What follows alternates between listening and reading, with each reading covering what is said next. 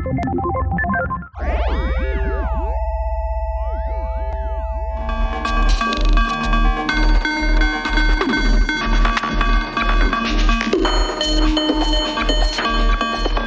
everyone! Welcome to Sleepstream number 4. Today I am here with Brian, Thismachineinme. We are here in his studio and we are going to check out what he has going on. If you guys caught Brian's performance on the last Sleepstream, he had a really awesome performance where he had this insane modular rig going through a whole mess of things, and today we have the pleasure of being in the studio, and hopefully he will tell us a little bit about like how he does that and his approach to art. So I'm hoping we will learn something today. So thanks for joining us, Sleepstream number 4. We're not asking for money, but we do hope that you donate to AfroRack. That is one of the reasons I'm doing this. So please go donate there. There are links below into the description. Check out sleepycircus.com if you haven't already. And yeah, I hope you enjoyed this talk. Without further ado, here is us. Here's Brian. We're here in his studio. As you can see, it is a lovely, beautiful place. We have his modular, we have the mixing desk, and yeah. What's up, Brian? How you doing, Ron? I'm doing all right. How are you today, man? Glad to be here. Glad you could make it. Yeah, man. Thanks for helping set all of this up. Like, people at home probably just, like, you guys have no idea, right? What's going on in this room right now? Like, we have 3 cameras pointed at us. We have all this gear set up, screen behind me. And we're going to be switching cameras and going totally hardcore on this Sleepstream and really getting into it. So yeah, I guess we should start at the beginning. Who are you and how would you describe who you are and what you do to other people? Well, I would say first I am a musician. I dabble with audio, video, any type of media, basically trying to tempt people's senses into seeing things or hearing things or experiencing things that they may have not seen or heard or have experienced yet. Right. Basically, this is just these are all tools in the arsenal of doing or achieving that. Yeah, nice, awesome. But I basically I just try to have fun and keep playing and have fun with all of this stuff and just try to make it enjoyable and try to do things that haven't been accomplished yet. Awesome. So, what do you enjoy, like what are those moments, because in your art that like really are satisfying to you? Is it like a performance? Is it when you get something maybe in the studio that's kind of like a breakthrough? Why do you think you keep like doing your art? Like what keeps you going? I would say if anything it's the challenge. Basically with modular there's a lot that you can do, but there are some things that you can't do. And well, not that you can't do them, but it might not immediately be apparent as to what you could do. And just trying to overcome those obstacles and challenges and cross that mountain or cross the bridge and make sure and try to get to that point that you're trying to achieve.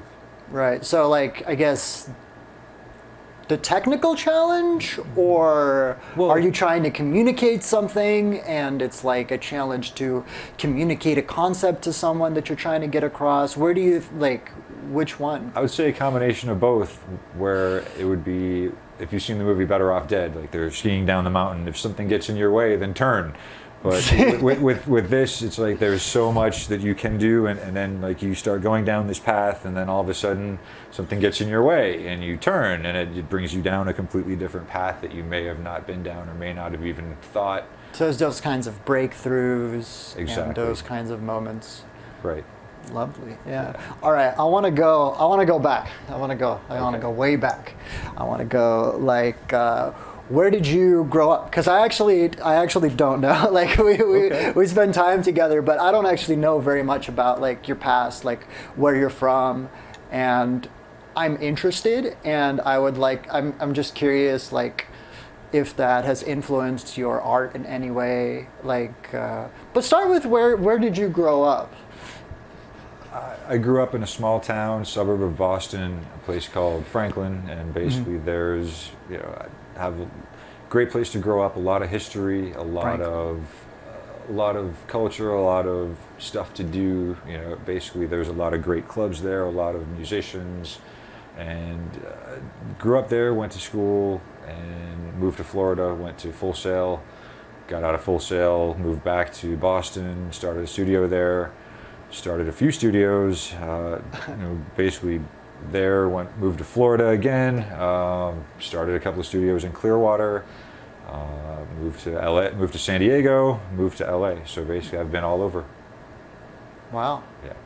It's been a while. So that like original, like where you grew up, you said it was Franklin? Yeah. Was there a big art community there, or is that something that you experienced growing up earlier in your life? Is that something that's always been present in your thing? Do you feel that it's more, how, I'm just wondering how the different places that you have lived and been, like where have you, I guess, enjoyed the community the most? And also just what was it like in Franklin? Like when you were growing up, like was there art, like as a kid, did you see that? Yes, but not as much as here. Like when I was a little kid, 10 years old, I knew I wanted to be in LA. Like that was, the little voice was like, move to LA, come hang out in LA. Like this is where do you think you got that urge from? Like but that's where everybody who is doing this kind of stuff is. I mean, this is where the majority of the people are. I mean, I've loved music of like the Crystal Method and Nine Inch Nails, and Crystal Method are my neighbors. Like literally I could skateboard to their studio right up the street and hang out, and I've done that actually. Awesome. And it's just amazing to the people here, and just so the culture in Boston is great, but it's not on that level. There's Boston. not that amount of people in that area, so you're trying to do things and you're trying to play shows, but there's not as many avenues, there's not as many areas to do that and to kind of put your stuff out there and to develop.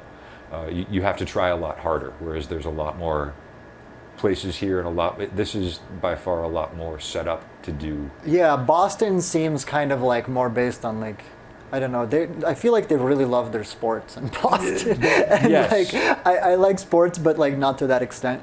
Yes. And so I don't know how the art portion of it is. Well, I used to work in one place where there was sports talk radio blasting through the PA speakers all day. All day? You would hear, basically back then it was Nomar and Pedro and Drew Bledsoe and just basically. I don't.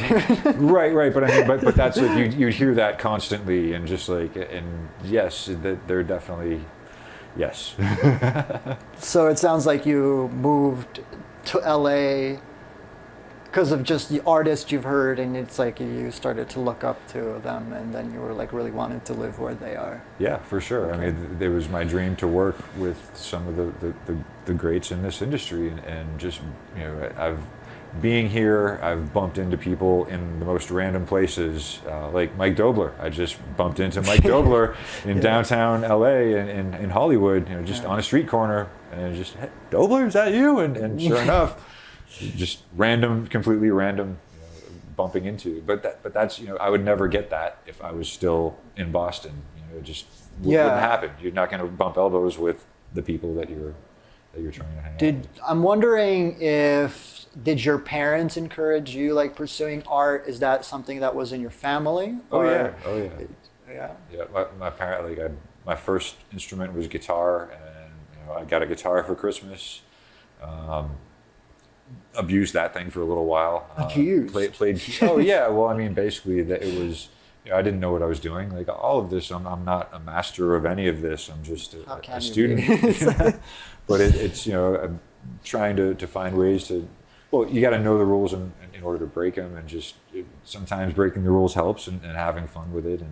but not all the time. I mean, sometimes it doesn't work out the way you plan. But Yeah. So I mean, but yeah, they were always supportive. They got me guitar. They got me guitar lessons. That's awesome. Yeah. They were always a part of my life for sure, and my musical education, and trying to push me in this direction. That's awesome. That's great. That's very nice when you have that kind of support. For sure. Yeah. So, do you think where you grew up, how do you think it's affected like your creative vision? You always feel like you were just a dreamy LA boy on the inside? No. Or like, I'm just wondering like if you spin your like in any way like how you think it affects like what you've seen before living in LA, if that's seen, or is it more mostly like now you get most inspired by the stuff here and that part of you wasn't nurtured, or I'm just wondering. Well, I've always wanted to live in LA. Like I said, even as a little kid, it was like move to LA, be that's where the scene is, that's where the industry is. As someone who grew up in the area, it's very strange to me. Right, but that'd be like a dream. It was basically that was the calling, and if you're in the right place at the right time, you're more likely to have synchronistic events happen, or things work out in your favor, or if you're into vision boards or anything like that. If you're vision boards, well, it's just trying to manifestation or anything like that, where you classic LA story. Well, I mean, but that's the thing is like if you imagine. Okay, let me tell you this. Okay. So I'm in. Please. There's a perfect circuit. There's a store called Perfect Circuit in Burbank, and they do these giveaways where you go in there and they would give you a ticket, and you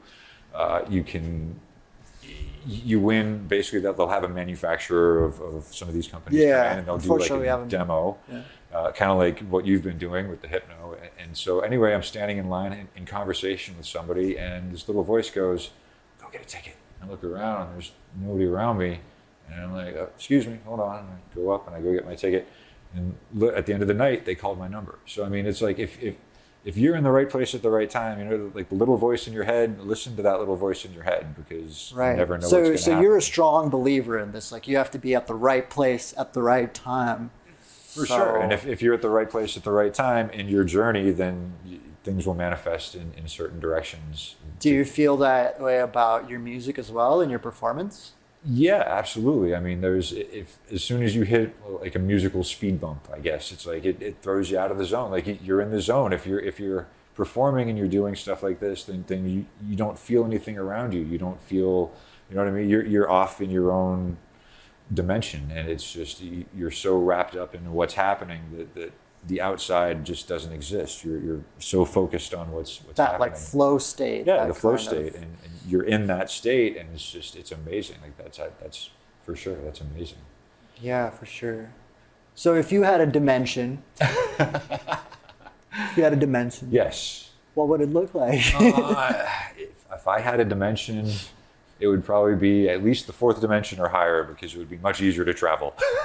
4 dimensions of space? 4 dimensions of space, yes. Yes, because travel would be instant. I could just, teleport to wherever I want to go. It's just end up there instantly. Just fold space, fold time, just... So you're just mostly concerned about it on like a just purely like practical standpoint. You're just like, I just want to be places really fast. Yes, well, I mean, in higher dimensions, you're already everywhere all at once. So it's... You're already there. All right. Okay. Anyway, back on topic. Yeah. How did you get into synths? Like, what was your first synth? Was it an audio one? Was it a visual one? Was it a computer program? Was it a chalk or painting? What was it? My first actual synthesizer was a Korg ONWFD that I got in high school. ONWFD. Yeah, it had a floppy drive in it that you could put samples on. Floppy drive? Yes. Oh, man. Did you like have to carry around just a bunch of floppy drives? Luckily, I wasn't that proficient. So at that point, I was kind of using factory sounds and still trying to put stuff together and figure out how it all worked. Whereas okay. with this stuff, it's more taking it from the other end and putting it together from scratch. Yeah. That was my first synth. Basically, it was an eye opener in terms of what could be done, and just I learned a lot about what to do and what not to do. Okay, cool. So when did you get into, like, I guess, modular synths? And also, let's start with modular synths. When did you get into modular synths, and like what spurred that? And what were you doing right before that? Were you one of those people who had like more like dust up gear and MIDI gear? Like usually I feel like it's like you're either a MIDI person or a like voltage person. So it's like, well, I was a MIDI person through guitar, and I understood synthesis from the Korg and trying to put things together and like make sequences and stuff. And we had like a whole outboard rig with a whole bunch of like an MPC, an Alesis DM5 drum MPC. Machine. Yeah, Okay. So that was so like like before, a drum machine, but well, before plugins, before like when Reason was Rebirth, and it was just 2 303s and an 808, and it was like that was the epitome of the computer audio experience, and that was Right. like mind blowing that you could do that even just on a machine at that point. But the modular, so same thing. I moved to LA about 3 years ago after being in San Diego for a few years, and there's more stores here that actually sell it, and so I went to that place in Burbank, Perfect Circuit. that promotion. Well, but still, they're an amazing.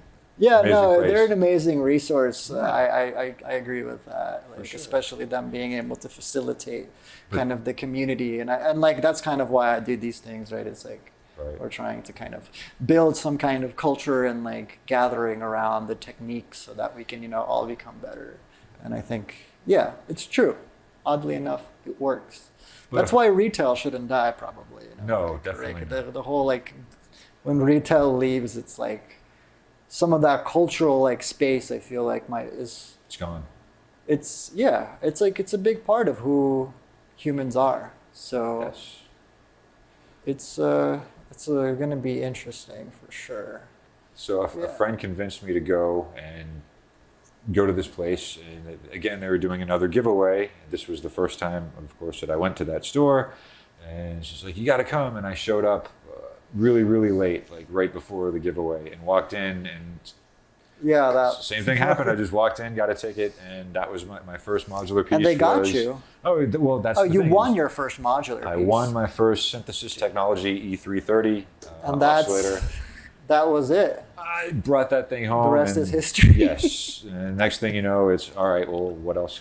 But it stemmed from seeing Richard Devine a couple of times at the NOM parties. Like they have, what is it, Black Noise at the NOM weekend on Friday or Saturday night. They have those shows, and man, those guys like Richard Devine, Searchai, just hearing things that you've never heard before, seeing things that you've never seen before put together, and that was kind of. I think I saw one of Alessandro's sets, which was like he was doing kind of the same thing, a full AV performance, and I was like, wow, he's doing all of that at the same time, and it's like, okay, this can be done. There's hope. it can be done. Yeah. So you actually seeing that inspired you to get into, is that what inspired you to get into visuals as well? Or when did the whole visuals thing like start? It sounds like your first piece of modular, before it seems like you had outboard gear, now you have modular. Did you start doing some video accompaniment after, or were you doing that before in your other like gear days also? Well, video came a little bit after, basically through work. I was doing a lot of project management and just setting up and tearing down of things, and setting up audio systems, and then looking at the video guys and looking at all the cool toys that they have. It's like, oh, what do they got going on? And video actually, for a profession, you can make a little bit more money as a video guy per se. Because it's like there's there's less people doing video and like events and stuff, or you think, or why do you think it's like you just felt like you could actually earn more of a wage? Yes. Well, audio, with video, there's a lot more formats. There's a lot more interchangeability. There's more ways to mess up. You know what I mean? Like there's a lot more setup involved, whereas audio hasn't really changed too much in 1,000 years. Video keeps changing day to day. There's new formats. It's more complex. It's So basically there was a way to get into learning about it and again, learning the basics and finding about cool things that you can do with video and manipulate it in other ways and kind of basically distort it. How can I trash video and still make it look good, but destroy it? Right. But yes, at that point, you could make more money as a video op or a video technician than an audio technician. Okay, so you would consider yourself like a video technician. What were you using when you were just a video technician? Were you on like Resolum and stuff like you are now, or were you doing something else? Resolum has always been a big part of it, but it's at that point there's other commercial switchers which are very high dollar, high budget, high. Okay, they're like hardware units. Yeah, hardware units that you can really kind of do show production quality type things very quickly, but it takes a lot to learn, and you have to learn the interface and all that stuff. But basically that was kind of the doorway, and then seeing those kind of live shows where you could combine audio and video and kind of tweaking things out and making them like I said, kind of distorting it and make. My favorite things are always like when the satellite dish starts going out and the TV starts messing up. I love that kind of stuff. Like literally, I'll sit there and be like, I'd love to do that. You know? That's true. Or like when I'm like in a grocery store or like some dumb pharmacy or something, and the TV is just freaking out. I'm like, yeah.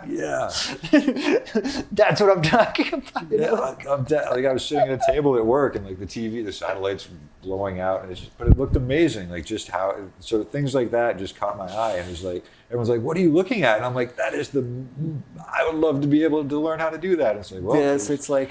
Yeah. It's kind of like the happy accidents, I guess, of, of the video world. Yeah, but still, now there's amazing tools like you said, Resolum, which let you do crazy, incredible things. But there's a lot of other tools too. Like the one tool that I was using for the show last week. There's it's called synesthesia, which is Oh yeah, so that's one of the programs you were using for your performance for the last stream. Yes. Yeah, what are you doing with that? I don't know what that does. Well, it's basically a shader-based. It's kind of a shader-based program that lets you take GLSL shaders and import them into this program, and then take camera inputs and manipulate the camera inputs and kind of layer things on top and warp things, and have a MIDI controller that can control things in real time and just basically. Right. So MIDI support. Yes, full MIDI support, audio input, so it's audio reactive. Okay. And so that program is, and then you can fade things in and fade things out. But the trick with that one is at least have another layer on top, so you can always fade some of the dry signal back on top. So if it does get too crazy at any given moment, you can always bring things back into reality. Yeah. I feel like it's always like a balance. You're trying to like get all of the action, and if it gets too wild, it's like you can't forget that there's also like a performer like in the frame or something like that. It's kind of interesting. Yeah. I know you do a lot of really good stuff to blend that, like when you were doing like the Dome shows and things like this. So I guess, what was your experience with that? Like, because I know that's pretty difficult, right? There's like, how do you do that? Like you have like a whole, I know, so maybe you could talk more about like your Dome shows and how you organize those before I even ask that, because that's just kind of something I know from the background. Yeah. For sure. I mean, the most important thing about the Dome shows would have to be the camera people. Right. Because those, I mean, I have a headset and I have a comm system where I can talk to people and kind of direct from the back and kind of see the bigger picture. So there's quite a few people involved. There is definitely more than one person involved. And actually, you came out. And you were a camera person one time for one show, and basically those shows, it just helps having people that understand the process and kind of. You know, if you've edited or if you've shot before, then you know what you're looking for. Kind of, you understand kind of the flow and like the rule of thirds and all that kind of stuff, and just camera basics. But having people there that kind of work with you and have that vision too. Like some of the camera people I've worked with for so long, I don't even have to. They already know what I'm looking for. They already know what to do, and I don't even have to talk to them, because they just get it. You know, we've already built that dialogue, and it all just works together. But then those cameras get taken into one main computer, and I have a switcher, kind of like what we're doing here, and we're able to kind of blend the cameras and shoot them out to different effects. One of them being synesthesia, another one being notch, and then so there's actually 2 layers of stuff that gets fed throughout the system, and then it can kind of get fed back and routed back through each other. Okay, so you're just messing with all the feeds. Pretty much, and then have real-time control over that with different controllers. But the most important part, like I said, is having that top layer to bring back on top, where once it gets too crazy, you can kind of bring normalcy back in. Yeah. Well, how do you go about, because it's just like, if you're working with a dome, I think it's completely different, right? Yes. It's like you have to really think about where stuff goes. What's it like working in a format like that? I know there's like a whole thing, and I mean, we've talked about it a little bit before, but I think it would be an interesting thing to explore, because it's like, how does that even work? Like it's not like you can just put a video up there, but it's just going to look like squashed and just a total mess. So, and it's like, it sounds like you have a lot of camera feeds and stuff going on. Like, do you have to like correct for the dome, or like, how does that work? And well, making all the visual, like there's 2 different aspects. There would be probably making the visuals that fit to that format, but the camera part is basically, my buddy Max he's kind of like the grand wizard of orchestrating all of the stuff and putting it together and making sure it looks good. So what he's kind of done is taking the camera feed that I'm doing and affecting, and then kind of spreading it out over the entire thing, and kind of so you have kind of like a compositor person that's like a separate person? Oh yeah, there's a separate lighting person, a video person, myself running cameras, audio person. I mean, there's usually 2 audio people, 1 person for up on stage. 2 audio people? Yeah. Oh, because I have to set up the mics on the stage itself. Yeah, and then I would usually bring my own mics as well to record like the overheads for the drums, and then we try to record audience mics as well, just to get that feel, the live feel. But basically, so Max would take it, and I would give him the affected video and kind of try to match the colors and the vibe of what he's doing with the main dome images, and I'd try to get something that kind of blends with that or contrasts with that, depending on what we're trying to do. And then I'll usually just bump him and be like, hey, and I'll show him what I have going on, and then he'll take it up to the screen and mess around with it in real time, so that it kind of spreads out and has its own. Okay, so he's in charge of placement. Placement, yes. Yep, like taking everything and kind of manipulating it, arranging it, yes. Huh, interesting. And do you radio those people? But no, they're right next to you, so you don't have to radio them. You just yell like, hey bro, like change this thing. Well, yeah, like Max is usually right next to me, and we're working together, and like he'll be picking clips or picking different things depending on what's going on with the song. And then I'll kind of try to fill in whatever is, get whatever shots I can depending on wherever the cameras are, and try to make it blend in with it and try to enhance the overall experience. And sometimes it works out really well. Like sometimes, like it's same thing. You get into the flow state, and you can feel, you don't even feel like you're there. I mean, it's just all of a sudden you snap out of it, and you're like, oh, wait a second, here I am. I'm still here. Okay, but it's amazing. Yeah. So, switching gears a little bit. So that's a dome. It's a big dome stage. There's a huge speaker setup, right? And then there's how many projectors? It's like 5 or 6 projectors, or I don't even remember. Could you go through like that setup a little more in detail? Because I actually, like, I don't know all of it all at once. It'd be nice to. In the bigger dome, there was 12 projectors, I believe. 12 projectors. 12 projectors. Yeah.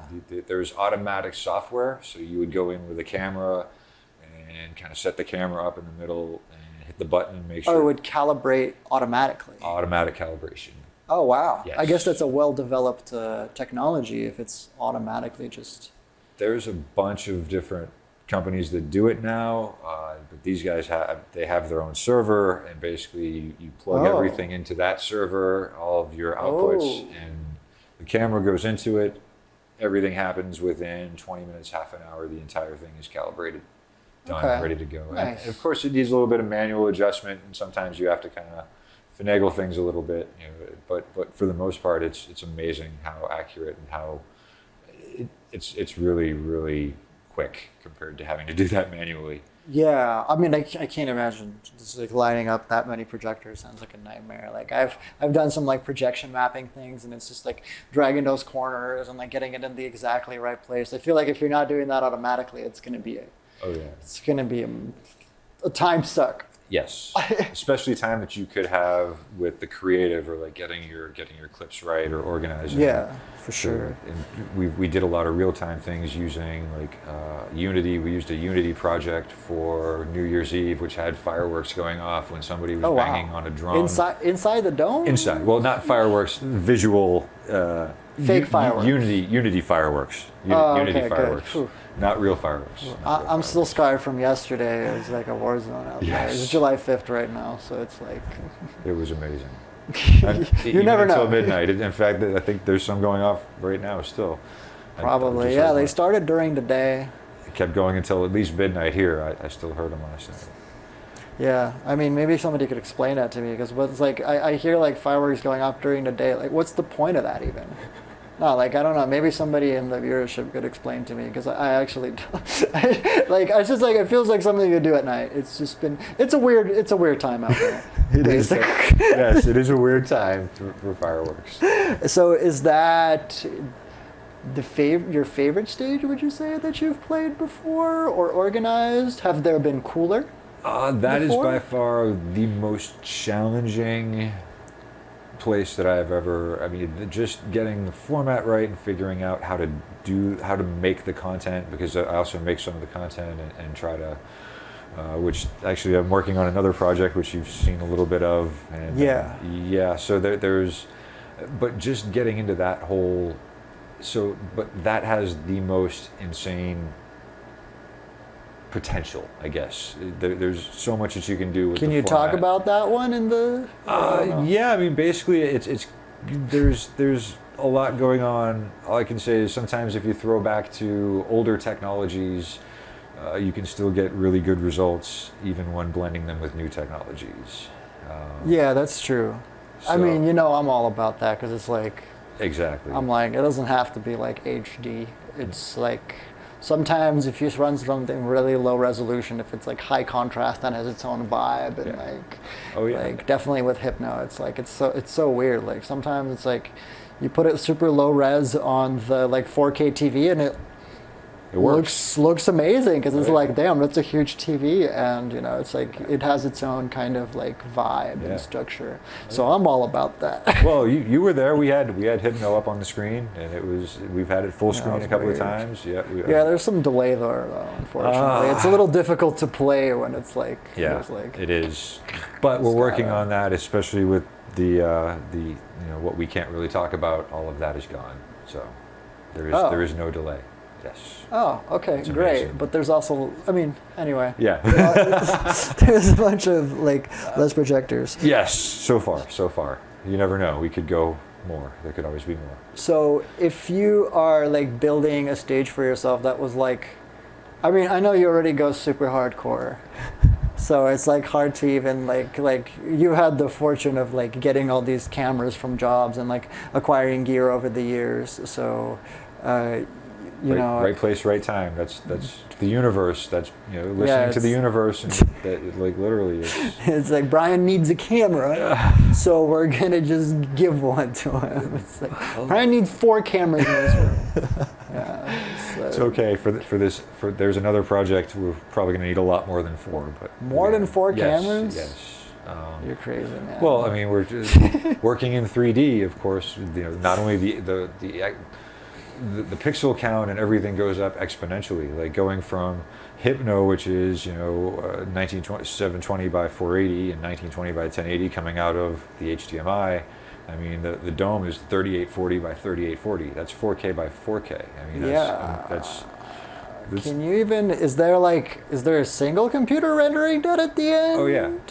I guess because there's so many computers, it's just they're all connected. So one computer doesn't have to do all of it. So it's like you kind of distribute it, and that's like a LAN, right? It's like a local area network. It is WAN. So I mean, we can do things like streaming and have we do have outside access, but it is just a LAN where everything connects, and using technologies like NDI, which are amazing. Oh yeah. But still, there's a lot of stuff that you can do now, even in the past few years with video, like NDI. Like that was a dream, however many years ago. Like it didn't exist, and now it's just so easy to. I mean, it's like, thanks, Andrew. Yes. Doing good work. Yeah, that's pretty wild. I've had some exchanges with the NDI guy. They seem pretty cool. Like, it's kind of weird. I don't know if they I wonder if they get what we're doing with the technology even. Like, I feel like they're just they're making, I don't even understand what the hell is going on there, because it's they're making this really, really badass streaming tech, and they're just here you go.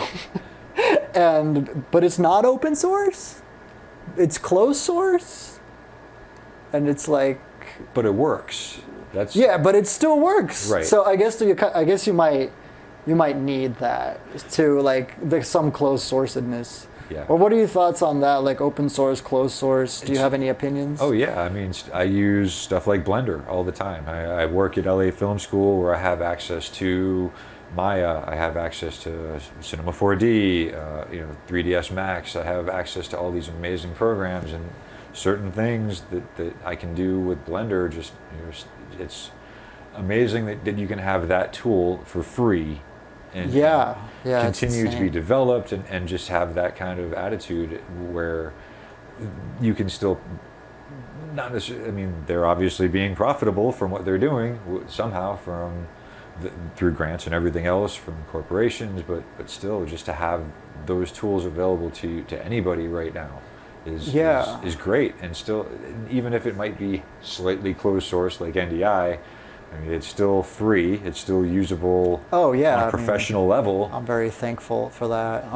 Obviously, Yes, with the Hypno and stuff, I feel like it really opens it up. But really, it's the only thing that exists for that. Because you know me, I think a lot about video synths. So it's I'm always thinking about how to integrate all the tech, and them doing that is such a big service to me, because my expertise is kind of in a different realm, right? In a way, I'm not going to get into the nitty gritty of compression, and I'm not a compression researcher, so it's amazing when those worlds can actually combine, because otherwise they wouldn't, right? If they didn't release those tools, it's pretty amazing. Yeah. This is a great time to be part of audio or video. I mean, it's perfect. There's so many options and so many ways of doing things that now it's just you're limited by your imagination at this point, especially with the game engines and Unreal and Unity. It's now whatever you can imagine you can do in real time. So for some of the Dome stuff, I have 8, 10, right now I have 5 computers rendering. You always got computers. And this has been constant for days, for weeks, for months. I mean, it's just, if you could stop rendering and render everything in real time, that just opens up a whole new can of possibilities. For sure. And that's kind of where things are headed, and that's where I'm headed at least. Is there's some other amazing artists around that are doing amazing things. Let's see, what's Silo Alpha, I think, is one of them. Silo Alpha. What about that is well, I mean, it's just he's doing the same kind I of actually stuff. haven't seen it, so I don't know. So he's using another program, a different program. I've started using that one as well. But the stuff that he's doing is pretty much. Which one is that? He's using Touch Designer, I believe. Touch Designer. Yeah. Okay, cool. You don't generally use Touch Designer. I do. I'm learning it. It's a whole other language, just like anything else. It's same thing as learning Unity or Unreal or Notch or Synesthesia. You just have to jump in and figure. If you know what you want to do. Yeah. If you have a direction. Gotta have a plan. If you have a plan and you have an end result, I want to do this. Then you just figure out how to do it, if it can do that. You got to have a project, right? I feel to learn a lot of those things. But he's doing some amazing things with modular and with hooking up computers and visuals, and that he would be a good person to check out for sure. Yeah. Got to do that. Don't have the link there, but maybe after we can post something about it. For sure. That might be nice. We might go through. Yeah. See what's going on. Definitely. So. What is the best stage you've seen from a different artist do you think? Like or just one that stood out? Like what do you think is the best one? The best? Yeah, like one you've really enjoyed. Because I feel like sometimes it doesn't have to be like really complicated to be enjoyable. Yeah. You know, it just has to be one that really like hits the spot, like in that moment. You know, the special moment. The special moment would have to be the 3 minutes in the Nine Inch Nails shows where everything goes absolutely ballistic. And like the lights, the video, there's like a little section like on the last tour. They played, where was it, the Palladium. Okay. And there's like a little 3-minute section, like 3/4 of the way through the show, where just everything starts going absolutely berserk, whether it's the lights, the video, the sound. But those guys, like Nine Inch Nails, their live shows have always been using technologies, you know, in ways that they probably may or may not be for, but that their live show has always been by far head and shoulders above all the other ones. Like they were the first ones to have truss moving and like the actual the full stage sets moving and stuff like that. Like rigging on the stage. Like rigging and okay. just the whole lighting, the whole vibe. Like that. Is that something you mess with as well, like rigging and lighting? I yeah. don't really know. Yeah. Oh yeah. I've done project management for PSAV, so we've done shows, but it's not as much rock shows, but it's up in the Dolby Ballroom, above the Dolby Theater. So I've put in, you know, flown PA systems, flown screens, flown truss, you know, flown projectors. You fly them in. Well, no, put them on truss and like, you know, mount them to the ceiling and bring them up and like put on a whole show and run all the cables for them and everything. But you know, usually that stuff isn't like moving and like, you know, there isn't like a whole lot of complexity to it. It's kind of just like the basic setup. Yeah. But their live shows, I mean, stuff's moving, the truss is moving, like there's all sorts of intricate, you know, direction and things that are happening that are really well put together. Yeah. Well, I'm sure they like compose that pretty like fine-tuned before. If you're making a show that big, they're like, we don't want any any variations, my friend. Right. It's like completely different to like some of the smaller shows But we tend to hang out with. In LA. Yeah. But that would be like my dream would be working with those guys, because that would be the ultimate live show or the ultimate performance based space.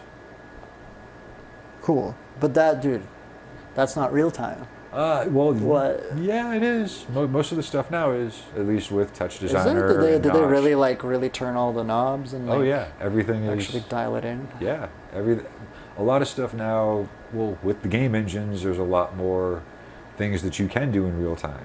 Like you can go down. Like I said before, rendering takes the most time. So at least taking whatever you have in your head and getting it out to the final format, that's what takes the most time. Whereas if you're doing it in real time and you've set up the parameters and set up your kind of boundaries and the variables for what you're trying to accomplish, then you're not rendering as much. You're not waiting that 4 to 6 to 8 hours for 10 computers to push this stuff out and then go, I don't like that color. Can we go back and do that again? And it's, you know, there you go, another day gone. Whereas if you do it real time now, everything that you see. So like, have you seen The Mandalorian? The Mandalorian? Yeah, Star Wars. I actually haven't. I haven't either. Why are we talking about it? I don't understand. Because the production technique in the making of it. Look at that. Dude, have you seen this thing? Me neither. It's fucking great. Like, but basically, how they made the movie. Like crickets. how they made the movie is what's important. So they took Unreal Engine and a giant LED wall, and basically they just said, we're going to make everything fake. Everything fake? Yeah. Instead of going out and shooting on location and doing all of this stuff, and you know, you just build everything in Unreal, and there's your virtual set. That's actually like semi-common now. I believe, I don't remember the name. I actually interviewed for a company. You know, they have this like, I don't know if you've ever seen this. It's like what are those called when it's like a screen on all sides of the room? It's just a room. Yep. It's Yeah. like one of those, Yeah. but then they also have a camera on there Right. that's like tracked via like a lighthouse, like the Yeah. Vive lighthouses or something like Yeah. that, like the VR tools. And then they always have the shot Yep. because they perfectly line it up behind it. I don't know if it's something like that or is it Yeah, different? that's the idea. That's pretty much how. But having that type of real time, like you can do so much more on set. You know, your compositing is happening there live in real time. You're no longer shooting in front of a green screen, going back and looking at it and posting. Oh, we got to shoot that again. Now Yeah, it's like, 'cause it's oh, just there and here then- it is. This is what you're getting. You're putting it down right there, and kind of making. And if you need to make adjustments, you just go into the engine and kind of tweak it out, which is amazing. It's lower again. Same thing. You're not rendering anymore. You're not taking Yeah. that time. You have more time for iteration. You have more time to really hone in the art and make it more of whatever you're trying to do, and just have that much more time and energy to spend on that instead of waiting around for something to happen. Yeah, for sure. Yeah. For sure. Which is why I love stuff like Hypno, because that is so real. It's real time. You grab the knobs, you get to see what's happening in real time, and you get to play around with it and get those happy accidents and surprises that you didn't think were possible.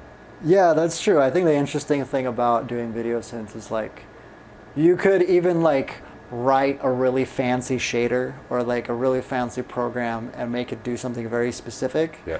But because you have a parameter space, you like kind of like in a synth, you know, they're like you're saying, you're looking for like those sweet spots. Right. Something you would have never found if you were just sitting there like all cerebral, you know, like you're thinking, okay, like fract XY, you know, vectors, what is this, a 2-dimensional, a 3-dimensional vector, like how is it floating through space? Like I feel like in being in that mindset doesn't really allow you to like, you know, be more like in like that feeling mindset, I feel. Yeah. You get into So- the zone, flow state.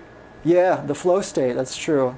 Flow state. That's what we'll call the next Thismachineinme interview. Yes. the flow Welcome state. to the flow state.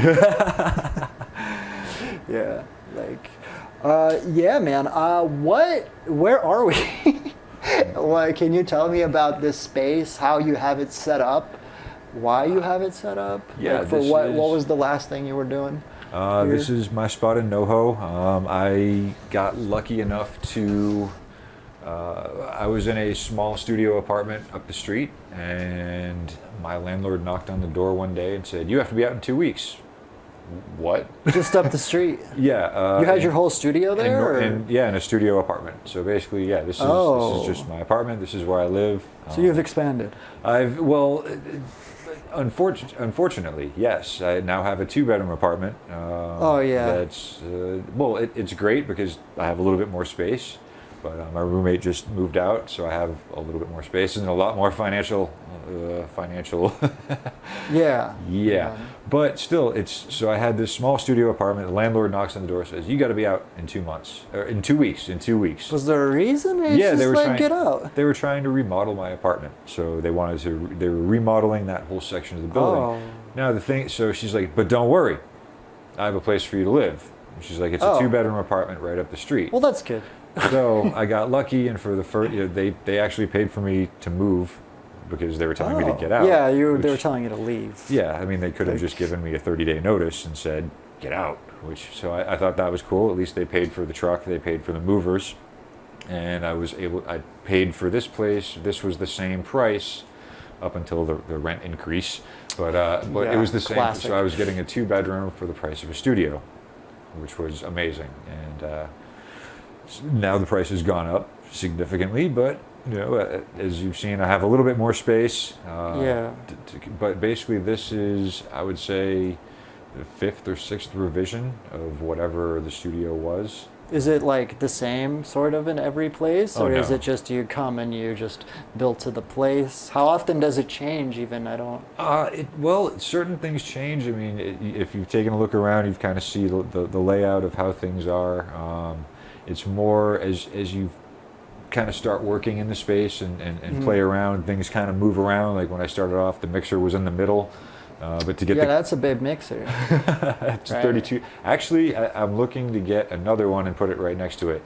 We need more channels. Why? Why? I've had 32 channels coming distinctly out of the modular, and I have a whole rack of analog and digital effects that need to be.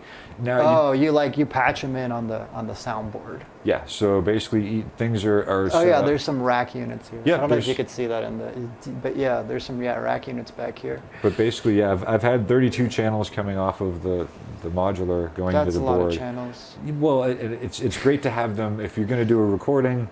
Do you multi-track? Oh yeah, absolutely, for Oh, sure. okay. So Some of them, the last live stream was just a 2-mix, but yeah, well, you don't have much time. you don't have much time. But if you do have the time and you do separate things out, it's nice to have the individual track, and then if you're putting it through a reverb, you get those 2 tracks, and you can always blend it. Yeah, of course, it helps to make decisions at the beginning of the production and kind of choose your direction and choose your path. But again, if something gets you in your way, turn, and hopefully you have a happy accident. Yeah, that's true. But yeah, if this is kind of it does change. Everything kind of changes. Like, it changed a lot between the time that even just you got here this morning. Yeah, that's true. And it was like, okay, let's see how this is going to work. Let's see, what if this, what if that, and we kind of revamped it a little bit even just today, trying to. Yeah, for sure. Yeah, it's funny. I feel like you utilize your space in a very particular way. Well, because it's interesting. Well, there again, it's so for this, like at one point here, not in this room, but I've had 3 computers in the closet running, 2 computers here, 3 computers out there, 3 computers in the other room. These are all towers, and I mean there's the space. A lot of computers. How many computers are there in your house right now? Just in the house right now, well, off-site there's 5 computers that are rendering right now that aren't included. There's 1, 2, 3, 4 in there. There's 2 laptops down there. There are 1, 2, 3, 4 towers there, plus another 2 over in the other room. So you like computers? Because of video and because of the amount of rendering and the high power, it's more, I like GPUs. Yeah. And the computer is kind of the host for the GPU. So really I like the GPUs, and NVIDIA was nice enough to loan me 2 RTX 6000s. They just gave it to you? For a week. For a week I was able to test out 2 of their high power GPUs. Thanks, Rick. So you're an influencer, man. You're like the NVIDIA's hitting you up. Yeah, well, I mean, it's NVIDIA was, well, we're trying to do crazy things with the Dome, with super high resolutions and lowering the latency between all of the systems. And to try to do these amazing things, you need high power tools. I mean, so are you mostly rendering for clients, like client work, or is it a lot for your own stuff as well, or just whenever you get time off, you do your own stuff, I guess? I would say probably about half and half. I usually do my own stuff just to kind of keep my skills sharp and try to figure out new things or new directions and new areas to explore. And that will kind of work its way into the client stuff. And people will always ask me for like, hey, can you do this real quick, or just take quick jobs. And then some of the Wizdome stuff, like that needs to be edited and assembled and mixed down, the multi-track audio.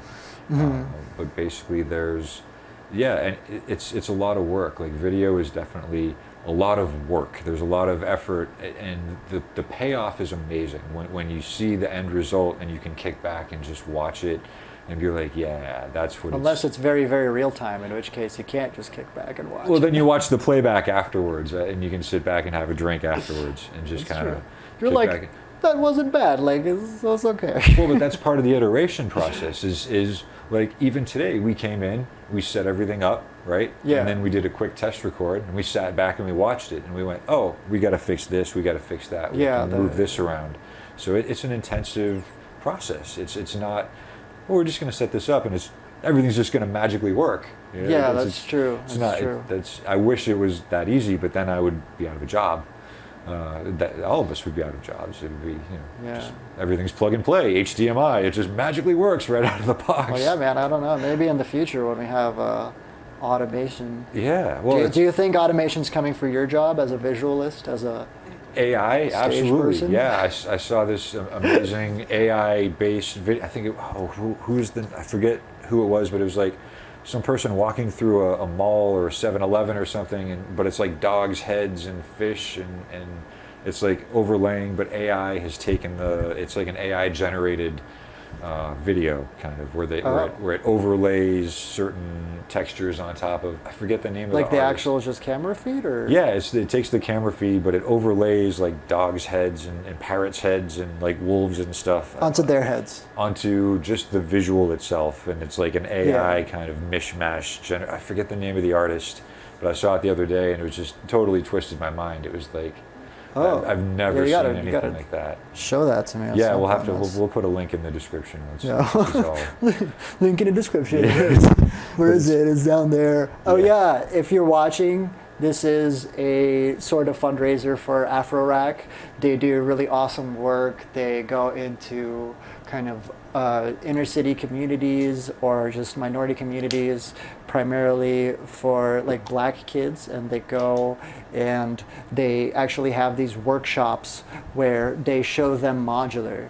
And the way Aaron, the founder, described it is like he wants to inspire them and do this kind of like problem solving. I think some of the stuff that you're talking about, Brian, too, I think it's like when you can like create and stuff like that, he hopes that that will inspire them in the future to like really like take control of like what they're doing. And because modular all the way through is a process. So yeah, if you're watching, please go donate to them. They're really freaking cool, and we're gonna hope to support them even more for the future, so that we have more people like Brian who have had the fortune of having parents who actually told him like and inspired you to do art. Like my parents are great, but they always inspired me to do things that in the end I actually did not like at all. Oh, so of course, I mean, they still want me to be a doctor or a lawyer, but it's I chose my path. My path was chosen when I was a kid. I knew when I was young, 9, 10 years old. Damn, predetermined. Oh well, it was built in. It wasn't predetermined. Yeah, it was definitely built in. Was it fate? Do you believe in fate? I believe in fate. I believe in. Well, you have to, again. We got to be in the right place at the right time for fate to happen. It all works together. But basically, yeah, I knew that I would be doing something in this kind of genre. I mean, if many wires, many. You're like, all right, I'm a little kid. I have this backpack. What does it need in their wires?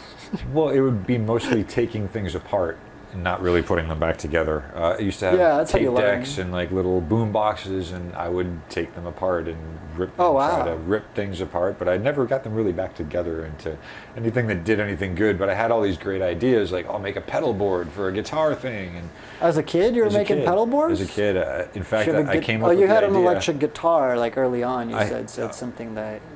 Oh yeah, I had an electric guitar, but I have this idea even today of it's called folded space technologies, and that's kind of all the stuff with VR and with folded space technologies. So that's kind of is that like a brand of yours? I'm working on it now. It's in the works. It's in the process. It's concept stage. There's getting there. There is some reality to it in terms of what's happening, but you've seen some of the stuff that I've been working on the side, and it's got a little ways to go, but there is an end result, hopefully. But still having all of the spaces kind of folded and stuffed into like they say, take this huge universe and fold it and put it into a little tiny head, and that's basically what we are.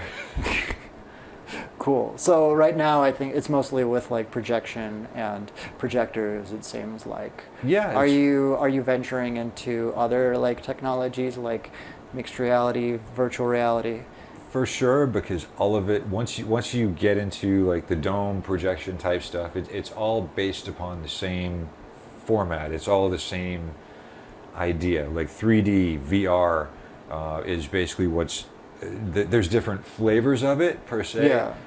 Like there's equirectangular, which is stereoscopic equirectangular, which is one format of VR, which is taking 2 images and putting them above or side by side, and that's kind of how your eyes decode them and put them to get back together. But once you get into that realm, it's all the same. So whether it's VR or AR or the dome type stuff, it's all pretty much the same thing. So at that point, it's basically like you have a 3D world and you can just throw it wherever you want. Well, is it really that easy? Is it you just like throw it wherever you want? But again, saying it's more of having the idea or having the concept or having an end result or a desired goal and going, okay, well, how do I want to achieve that, or in what is the output, or what's the end determined use, or where is it actually going to go? But it's interchangeable. So I mean, for the most part, once you get into those formats, when you take something and you build it, you can build it for a dome, you can build it for VR, and you start understanding kind of how all of that is really one thing. It's one flavor of video, and how it decodes and how the 3D space works. Then yeah, it really is just kind of taking things and putting them into 3D space and playing around with them and figuring out what you want to do. Okay. So like for the dome stuff, they would give me art from famous artists like Jerry Garcia or Vladimir Kush. And we would take those images and kind of reformat them not in VR or in monoscopic equirectangular, and then spit them up on the dome in a fisheye projection. But basically, once you decode how to work with that format, then yeah, it's literally just throwing things in there and figuring out how to make it a scene, or make it do whatever you're trying to convey. Yeah, that was cool. I saw you had a lot of work which was like remixing kind of other artists, like I saw some like, Alex Gray and stuff like that, and actually turning that into motion and reviving. Is that something that you, just because you appreciate the artists, do, or is that something like your clients maybe pushed you to, because it seems like it might be a little more brandable and palatable or whatever? Well, or is that just like, are you just inspired by artists and you want to just sample?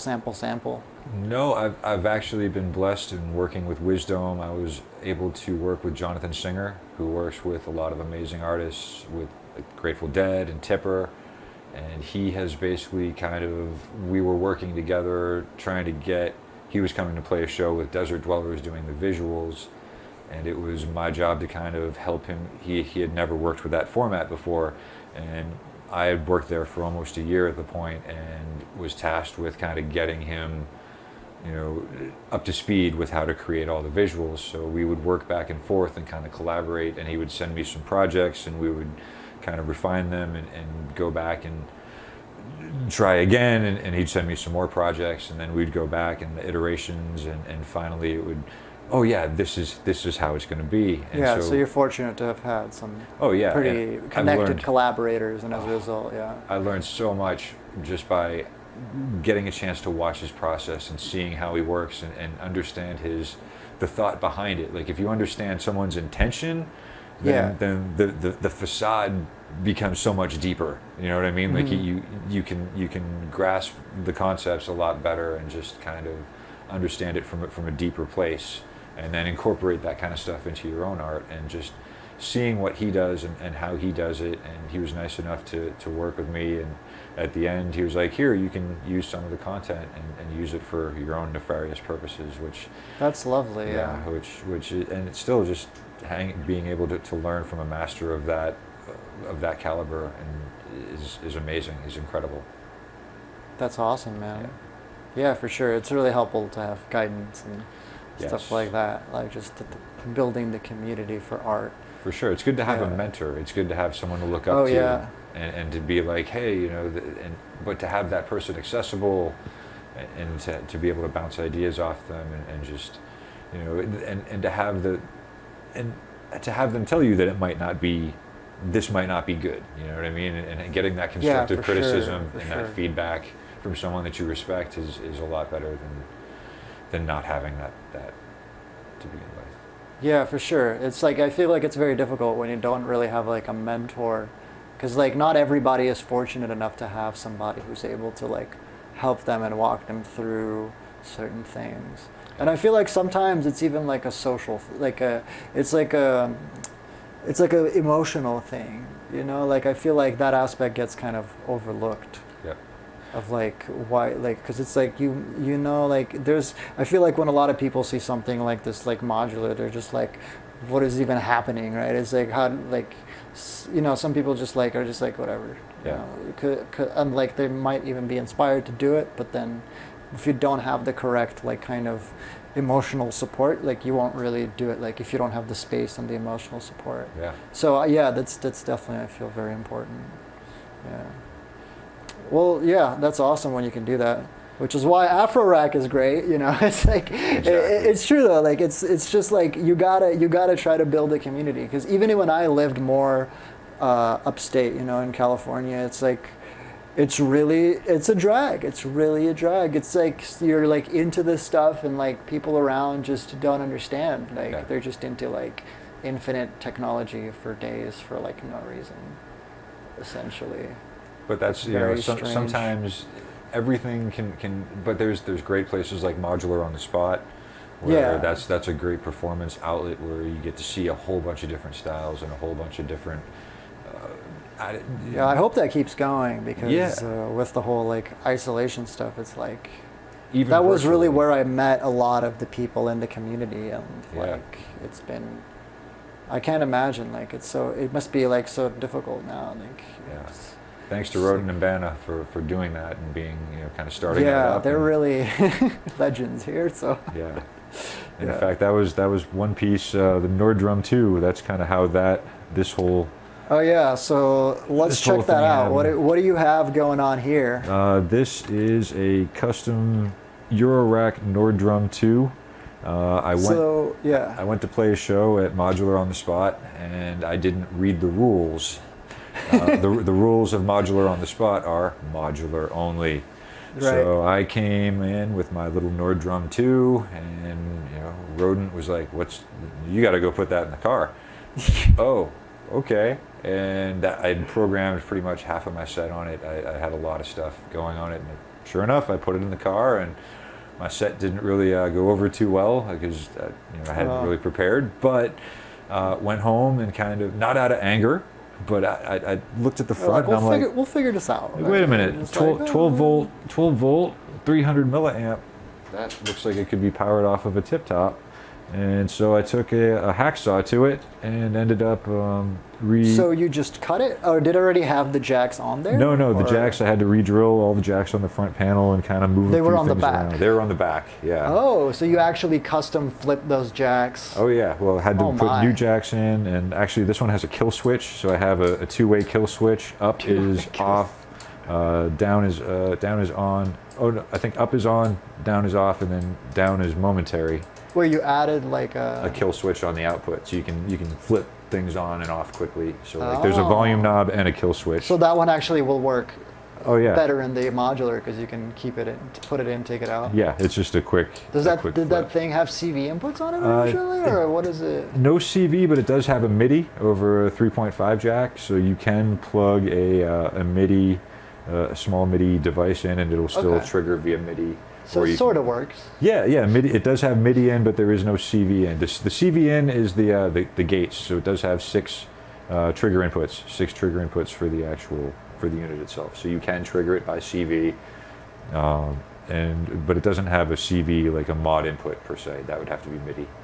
But this was about 2 months of chopping and hacking. And, wow. It took you 2 months to refit that. Took me 2 months to put it together, and then I brought it to Nam, and Rodent was working, I think, at the Qubit booth, and I pulled it out of my backpack. I'm like, hey, can I play this at Modular on the Spot now? And he kind of freaked out a little bit. But it was worth it. It was worth it to. And I showed him. Oh yeah. Well, I mean, and now I can play Modular on the Spot with my Nordrum 2. So. Yeah. Well, that is a pretty big modular. I don't know, you have to carry that out all the way. Well, it's the thing is you try to do a few things, and then you realize that you need a few other things in order to do what you're trying to do, and then slowly it turns into a lot of wires. Yeah. Could you walk us through the signal chain here, perhaps? Yeah. I mean, it looks scary. It looks scary. Maybe even a little dangerous. Some electrocution danger. But other than that, it seems like you should be able to. Yeah. There's a bunch of stuff going on here now. I have some stuff patched up. That was basically to. So is this the same rig that you had during the performance? Yes. In the last Sleepstream. I think there's less wires. You pulled some out. There's too many. There was too many wires. I think that was the problem. There's way too many wires. And that's the thing, is you start going in a direction and sometimes it doesn't work. But instead of unpatching it, I just ended up leaving some of the wires in, which definitely was not the best move, because then it gets really messy really fast. You get confused. Yeah. So yeah, how is this organized? This is pretty much, so I have a bunch of different rows here. There are 2 cases, 2 elite cases, and then 2 tip top. Are those like cases dedicated to something, or is it just like free for all? We're gonna go. It was trying to be more of kind of, this is the compact tour case, and then this is kind of everything else that needed to go along with it. But it was supposed to be just 1 case, and then 1 case turned into 2, turned into 4. Oh my! Turned into way too many. But again, it's like if you want to do certain things, then you need certain tools, and certain things like the Disting Mark IV over at the end, which is like a multi-purpose kind of. So right now, that's a filter for I think one of the drum sounds that we're working with. But it's there's all sorts of stuff happening. I mean, it's more just whatever you can. Oh, it's all muted. It's muted. It's all muted. Yeah, maybe turn that up. And at the same time, this is also a visuals rig somehow, and I guess a lot of that is happening in the computer as well. Yeah. But yeah, maybe walk us through we got the Hypno. audio first, and yeah, the audio. So right now, basically, I have a couple of 2 HP drum units going through. Let's see. So those are coming out and going into a few different delays and reverbs. So one of the delays it's going into is a chronoverb, a chronoblob, and then that is going into a G0, and then this filter over here. So basically, it's like your drums are just kind of getting. so you're using a lot of delays to create more complex patterns with drums. Yeah, a lot of space. Sounds Basically, like it's all about space and trying to add different. There's a lot of mono stuff happening in Eurorack, so it's basically anything that you can do to spread things out a little bit and turn them into a stereo type of feel. Let's see. So basically, it's there's a lot of. There it is. Okay. There it is. Now it's working. The cracklies? Yeah. There you go. Need a little bit of those because cracklies are good. But that's a little bit of drums or kind of some weird drum things that are happening. I have a Curses Terratas from Noise Engineering, which is doing some cool stuff. It's more of a like a bass line or a synth type thing. Going through what's this? A WMD SSF filter. So I guess, do you think of this stuff as like separated voices, or for you it's more like just like one big system that you're just kind of? I would say, if anything, it's more pieces. Kind of, it's all separate little pieces, and then it's more of whatever you're trying to accomplish at that time with that particular piece. So basically, like trying to spread things out. Would be something like this, the DLD, 4MS DLD. So you can take something and plug it into one input, and it spreads it out and kind of gives it a lot. So more you like width. that, just a lot of space? Oh yeah, well that's spatial effects. Spatial effects, trying to hear things pan off to the sides and kind of spin around your head a little bit instead of having everything come up right down the middle. It's good to have things kind of like, whoa, where'd that come from? Where'd that come from? Hope you're listening on headphones. Yeah, well, headphones but basically there's and then so there's a whole bunch of, let's see, there is a Peaks in oscillator mode right now, going through a phonogene, which is just kind of making some crazy weird So R2D2 sounds. How do the R2D2 sounds control like the visual aspect? Because when I'm switching to the overhead right now, you're kind of like a ghost, man. Yeah. What's that all about? Are you actually a ghost? No. So basically, the hypno is it's being triggered by. So basically, if I turn up this and I give it a little.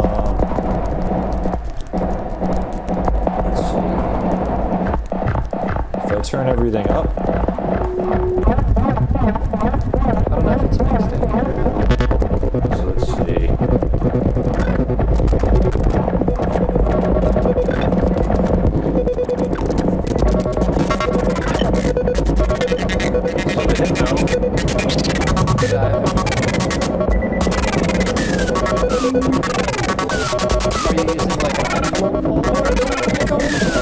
Right now it's just going into.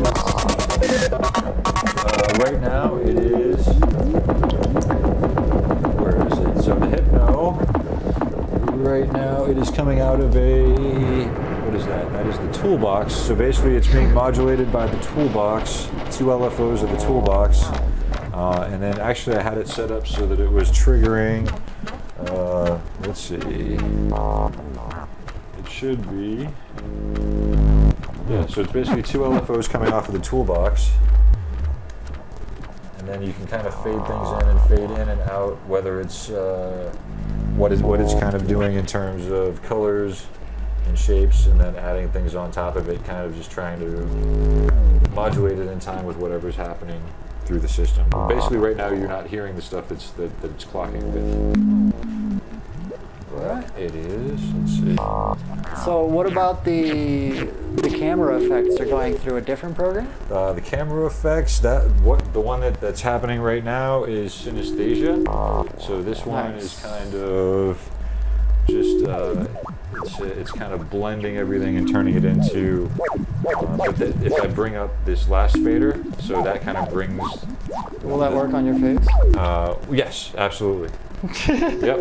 So if I turn that all the way down, then I melt away into the distance. But if I turn this one back up, I can kind of bring a layer of me back into the reality, and then kind of just fade out into the distance. Are these shaders that you've made, or is this stuff you found online? Or this is stuff that I found online. So this is it's a little bit of. These are all programs based in synesthesia, and then you can have a MIDI controller hooked up and start tweaking knobs and have like MIDI or sound going in. And it's just like a GLSO yeah. shader? Yep, it's definitely. I think there's a free demo if you want to download it and check it out. It's synesthesia. Okay, is the name of it, but it's just shader based GLSO. You can import your own shaders. I know you're a big shader guy. Yeah. I am just learning. I am like the Padawan shader. But I'm learning. I mean, basically this is being able to see how it works and manipulate it and kind of play around with it and make yourself melt away is, I really enjoy it. Just watching everything kind of melt.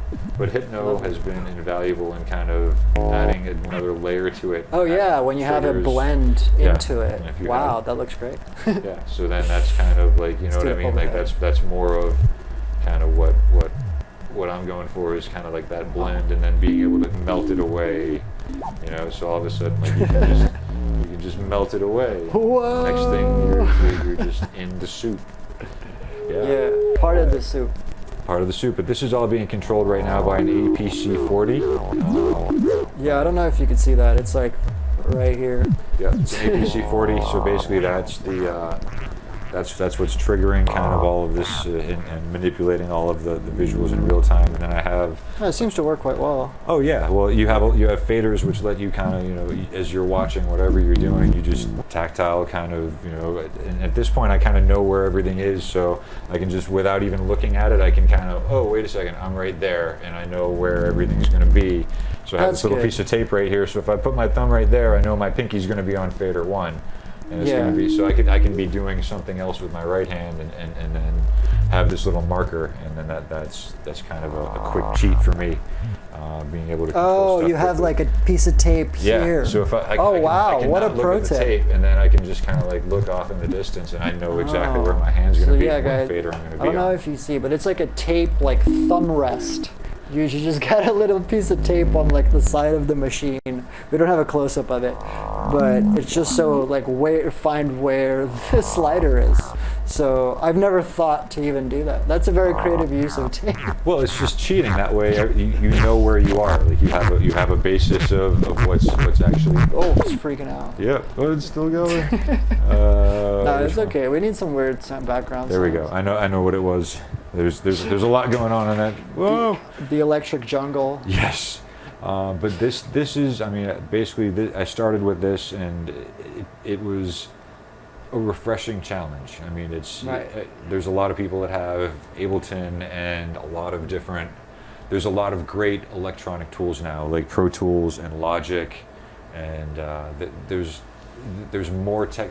Right now, when I was a kid, you didn't have a MacBook that had Ableton. You couldn't produce your own music. If you wanted to produce music, you needed a drum machine, you needed a synthesizer, you needed a mixer to plug them all together, and now it's like you can create anything that you can imagine right in your laptop in your home. Yeah, and it seems like you blend just like everything at this point. Like anything you could get your hands on, you just say like put it in. There's like no discrimination or like. Pretty much. Well, that's the thing is like what else can it do? And that was what Wizdome was. Wizdome was the lab. So it was. What else can we do? Like here today, we were trying to incorporate a mobile camera. So if we wanted to do something else camera-wise. Yeah, I was hoping to get that set up if we had like some like really specific synth shot. Or like this tape, which was completely unexpected, the very strange revolution in tape, which is like, I didn't realize we'd be working on tape strategy today. That is the pinnacle of tape technology. That is definitely the pinnacle of tape techniques.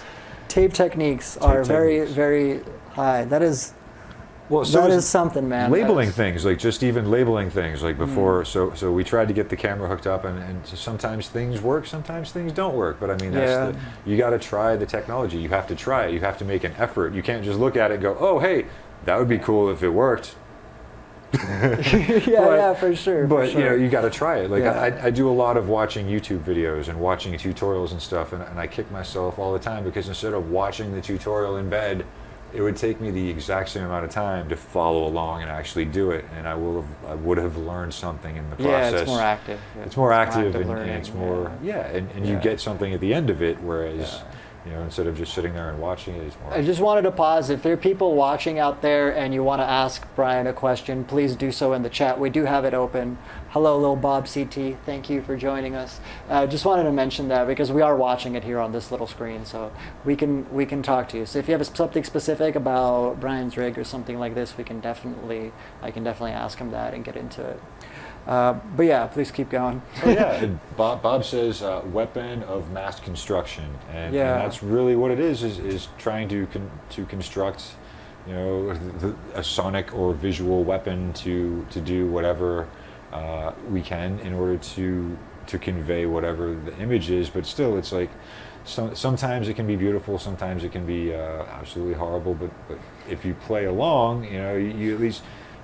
You have to play the game, and some of this stuff is again, you can do a lot of this with smaller tools right now. Like you do not need a giant modular system. You can use VCV. You can, there's a lot of stuff that you can try. Start heating up and just like passing out, because mine definitely does. But still, like that's a great, if you want to dive into it without going head first and spending a lot of money. I was blessed. Cost is sunk. Essentially at that point. It's a way to try it and get your feet wet first before you really, dive in and go head first.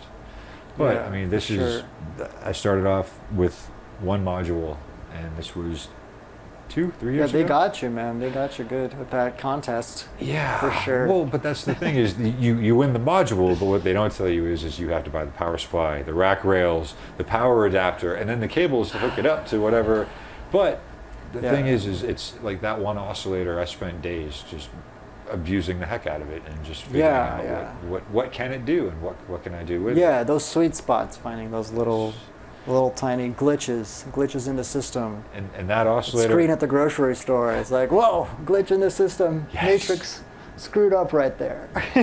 But those are the beautiful moments, is when things don't work according to plan. Like if you do the same thing that you do in a computer system, there's less of a chance of messing something up. Whereas here, you can kind of cross-patch things and do things that are easier to make a mistake, but have it end up with a more interesting result. I would say more really? Often. Oh yeah. Well, just because hardware, because you're able to actually dial in those little spots when you do find them. Well, there's things with hardware like clocking, especially like having clocks and resets and having everything all start at the same time or stop at the same time. In a computer environment, a lot of that stuff is kind of pre-sorted or pre-patched and kind of predetermined. Predetermined.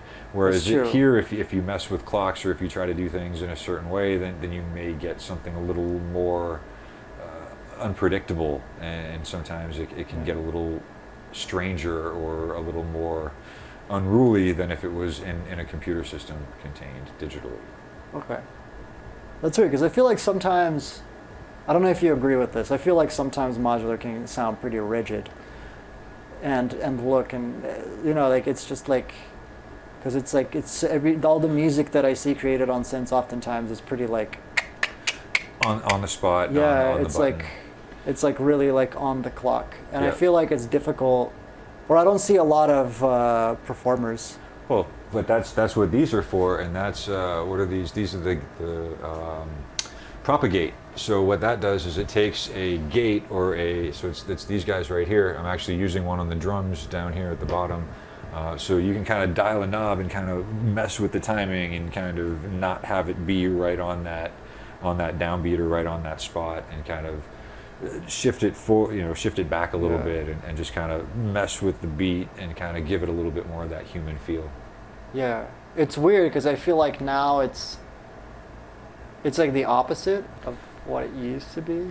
Yeah. It's like I feel like everybody was trying to play like in time. It's like I am a good musician, and now it's like completely the opposite. It's like I have all this stuff that can play perfectly in time, but I don't care anymore. Yeah, but it's like listen to like a J Dilla beat. I mean, something like that. Like it's got this feel. It's got this. Yeah. It feels like it's falling all over itself, but it's so perfect. You know what I mean? But it's got that flow. It's got that. Whereas everything here, yes, it could be very rigid, but that's. There's a little bit of both. I mean, if you can kind of have it be rigid yet still falling all over itself, then that gives sure. that gives it that feel.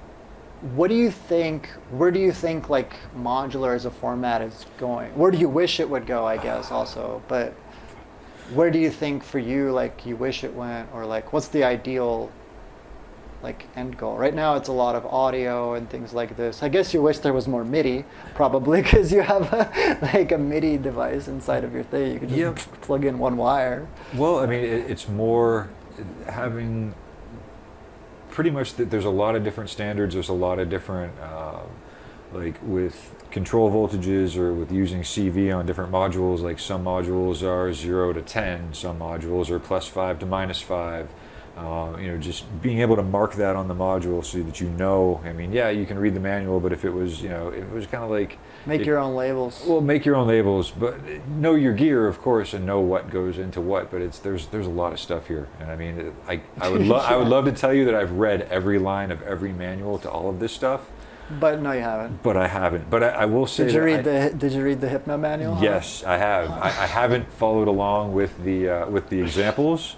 Not yet. I haven't had the time to do that. But that is by far the best way to learn about what's going on. But I wish, for sure, in terms of there was a little bit more uniformity in terms of control and kind of.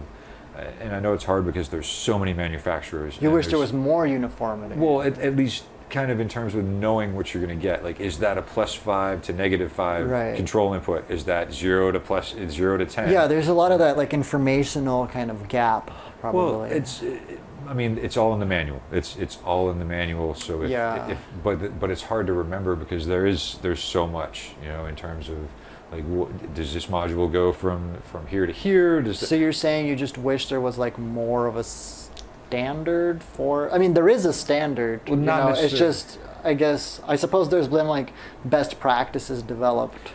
Yeah, or at least there have been, or at least I know as a module maker, I know definitely like I look to certain modules to see how to do something correctly because they have learned from their mistakes in releasing products. Yeah.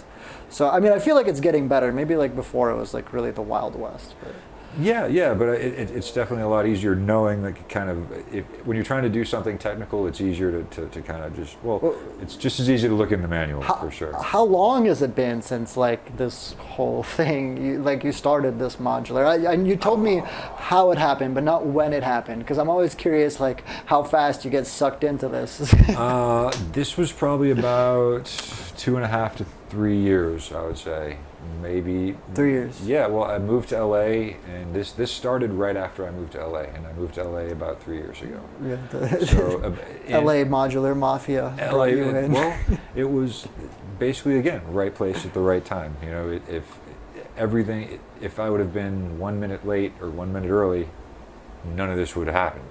Yeah. You know? So basically, it's all about timing. It's all about, but again, having if someone asks you out, go to the party, go experience it, because you never know where it's going to lead you. You don't know what's going to happen. You might meet that person that's going to bring you to your next job or to your next dude, partner. wait, slow down. Not nowadays. You're not allowed to just go out. I know. Dude, come on. You I got to know, wear but your respirator, and you got to make sure to have your sanitizer in your left pocket, and have 911 dialed on your phone at all points in time, right? Of course. But basically, if someone does use your best judgment, but I mean, listen to your heart and listen to what your inner voice is saying.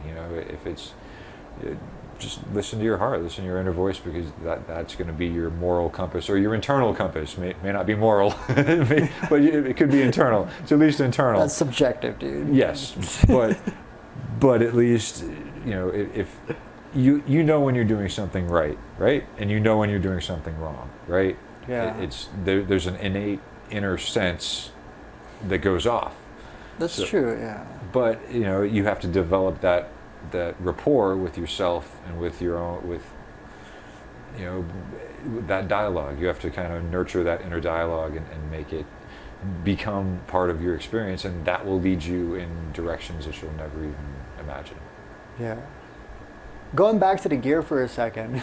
Yeah. No, not necessarily this gear, but I know there's a lot of stuff happening behind the scenes, like in all these computers. That whole back room back there, which is a whole computer. This is amazing. Like, this is revolutionary for me, because usually, I have my 2015 Mac and it's like 20% running the thing, and I'm just looking down at your OBS and it's like 3%, and we're literally running anything and everything I could ever imagine to even run on a computer, maybe even more so. I'm just wondering, there's a lot of programs involved here. Like, first of all, what are they? Because I don't think I quite grasp it. You've kind of like hit them all at different points. But like, how does the workflow inside of the computer work? How does it integrate?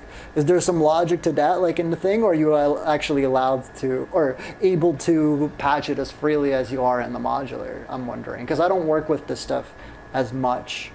But I guess with things like NDI, you can just kind of like pass stuff around. Yeah, there are a few technologies like NDI and definitely Spout. So in this machine right here, this is just it's a Windows 10 machine. There are a couple of capture cards in it, a few Blackmagic capture cards, and then so there's one quad input capture card, and then I believe there's 2 other single HDMI or SDI capture cards. So I think I can take up to 6 inputs. Right. And so right now, and this is just in your bedroom. This is again part of the studio. There's a closet back there which holds a bunch of computers and a door closed. That's kind of, pay no attention to the man behind the curtain. Well, that's the man behind the curtain. But this computer has been essential in developing this whole kind of system. Whereas, so there's the main program, which is Resolume. And that's kind of doing all of the plumbing. So that takes the input of the cameras and lets us switch. And then right now we have one layer set up of cameras at the very bottom. There's another layer on top of it, so we can blend certain things like the Hypno in. And then there's routing, which goes into the other programs. So you said this is only running at like 3%. There's one program that's actually not even running right now, which is Notch, which is the live visual real-time What thing. is Notch? It's not something I knew about actually until you told me about it, and you're like, it's real-time, and I don't really know It seemed pretty confusing. It's like a node editor. It's got like a preview screen. Yeah. What is that? So picture, Are you're not using that right now, actually? It's not on right now, but basically it's picture if you took Cinema 4D, After Effects, Unreal, Unity, Touch Designer, and blended it all kind of together into one bundle. And instead of having to render everything like with Cinema 4D and Maya, it's real time like Unity or Unreal. But it has... Unity isn't quite real time. I feel like you gotta like press play on it a lot. You're always like, change a thing. Yeah. Right. Well, so like more like Unreal. So it's kind of like as you make changes in the node editor, and it is a node-based system where you can do like node-based compositing and stuff. But Notch is kind of like Touch Designer, but it has all of the nodes pre-made. So like with Touch Designer, if you want to make something, you would have to make the mixer to go with it. You know what I mean? Like you'd have to start from the actual building blocks. Whereas Notch, there's a lot of stuff that's kind of put together, and you can kind of just chain it up and kind of make it's nice. It's more like modules. It's modular, node-based, visual. But can you actually go in and like edit it? Or? Oh yeah, while it's running in real time. In fact, for VR, Notch is one of the amazing. Like with VR, the first time I used Notch for VR, I was in for 8 hours straight. Like it literally felt for like, VR, creating stuff in VR. Yes. So you put on the goggles and you jump into Notch, and then you hit the VR button. Boom! All of a sudden, you feel like you're the professor that just rolled into the little world, into the dome.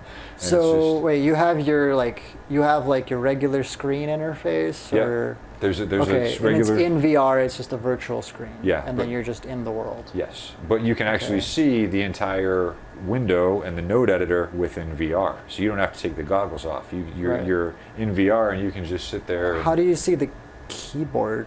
In your desk? Can you see it? No, you don't. You don't see your desk. You have to kind of feel for the keyboard because you have the goggles on. So you got to be a good touch typer. You have to be a good touch typer, right which I'm not. I really am not. I don't know. I feel like and there's one bug right now where if you hit a drop down menu, the drop down menu doesn't pop up. So you do have to kind of cheat the goggles off every now and then.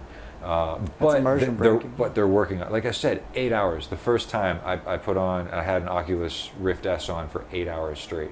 Sounds like you liked it. Well, let me put it this way: if you've ever been the professor. If you've ever been the professor, if you've ever been the professor in rolling out to that dome, like literally that's what it's like, and you just grab stuff and objects and put them there and move stuff around, but literally it's amazing, just the interface, and they got it right in terms of just being in there. Like you feel like you're a part of the environment, and I didn't want to get out. That's great. It's amazing. How do you like present that kind of? You have to have somebody else in VR to be able to see that. You render it out as just a 360 video, or can you let somebody like walk through that world, or like how does that work? As far as it's more the design and the creation. I don't know if it's more like at the end you can kind of hit play and make it like a game type thing, but it is real time. So as you're in there and you're creating, you're seeing everything happen, as if you have a powerful enough graphics card. Is it to the point where it's like the audience can actually be seeing it real time? Like, yes. Can you bring an audience member into the world somehow? Well, you can bring it out, most likely. I haven't tried with VR, so I'm not sure. Wait, like a video feed out? Or like all the meshes in the whole world out? Or like... Well, same thing is like here, I'm just taking a camera input via spout and sending it through the program and then bringing it back out through another spout output and bringing it back into here. So like for the cameras go in, fly through the node-based whatever the node. If you're trying to do like a 2D content. Right. You have the world set up, which is great, and then you can film it in whatever way you choose. But the 2D content is actually 3D. So even if it looks like it's 2D in Notch, it's really in a 3D environment because everything is built into the 3D environment. So even if it's you can still have a preview output. I haven't tried it with VR yet, and having like a preview output per se, or having a secondary output for the VR part.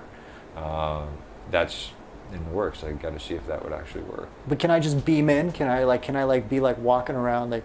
Yeah. Like you're making fish. Can I feed those fish? Like or like pretend to at least? I don't know. I'm not really sure. That would be kind of the next evolution or the next step of it, where you could actually have collaboration, or a creator and a viewer in the same space, which would be amazing. What do you think? Do you think that's like the future of performance? Do you think? Well, look at Android Jones. Android Jones has. I don't know what he's doing. What is? Android Jones is a amazing visual artist who has a program called Microdose. Right, I've seen that. It's kind of like a video synth with like the controllers becoming like bloopies. Yeah. Things, and like it's kind of like tilt brush, I guess, in a way. Yeah. You're shooting like rainbows and stars and all sorts of cool stuff. It's awesome. Very, Right. very chill, very, very relaxing. But I mean, it's something that I would do before bed. Like I would Really? Yeah, throw on some Microdose and just chill out, put on a couple of tracks and just like. That's interesting because I usually feel very stressed out when I'm in virtual reality because Really? I feel like. Well, I mean, I've been playing some more stressful experiences, but I feel like it's such an intense experience that like if I try to do it too close to bedtime, my brain is just like spooling. Yeah. But that's any of this stuff. I mean, if like all of this stuff requires a pretty decent amount of mental capacity. I mean, it's not. But I feel like it's not to that level. I feel like if you're in a different world, it's just like. Yeah, but this is a much more chill and relaxing world to be in compared to like if you were dodging blocks and with swords and trying to like fight your way out and fight little things that are coming at you. Because I remember we were in what game was that? Rec Room. Rec Room. Yeah, that was. So yeah, stuff like that. I mean, where you're That's stressful. you're actively, and that's more getting that stress response. Whereas Microdose is like, Yeah. But yeah, it's that is weird. Yeah, it's amazing. Like that kind of stuff is so he's there's a lot of great people that are taking a lot of advantage of these type of formats and these type of real time type things. So that's not like what. So I'm hoping Notch gets to that type of level where it is. It's more like that, for sure. But it's. Notch was a game changer in terms of just seeing that you could do stuff with cameras and with live video in a real-time environment and have it be easy to use. Okay, so you feel like it's usable. It's easy to like if for me for now I've tried to do a few projects in After Effects for animation or 3D stuff, and I can come up with something quick in After Effects, but if I do it in Notch, I can go infinite levels deeper and have there be a lot more, and basically the whole iteration process becomes a lot more. You can iterate more times before you have to render, and because of that you're getting a better end result because you're fixing it. The iteration time. Yeah, well, instead of significantly. I did something, now it renders, and then I can fix it, and then it renders, and then I can fix it, and then it renders. Okay, yeah, for sure. You know what I mean? For So sure. it's just the actual speed and the amount of iterations that you can do is just way, way faster. Yeah. I think there was a question in the chat, but I'm not sure what you mean by that, but a creator and a viewer. I was talking about a viewer, like, once you've created the 3D world, it's like you have to go, it's a pretty great effort. I feel like most people at home just have like, like TVs and things like this and not really VR headsets at this point. So I was just wondering how you even like bring people in, like if it's, do they have to have like a VR headset?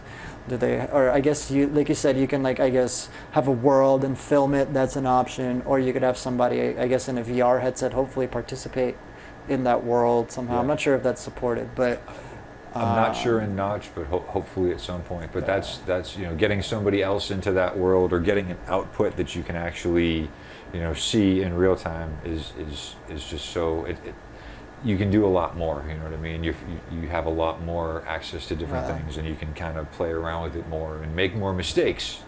Because ultimately, for sure. That's how I learn. I learn by making mistakes. So if I mess something up, like a render, like I did a render I built a little matrix, the matrix lines, code lines running down the screen. Right. And the first one I did, there was one line that was kind of on the seam, and I was like, oh, well, I didn't see that. And that was what, 4 or 5 computers rendering for 2 days.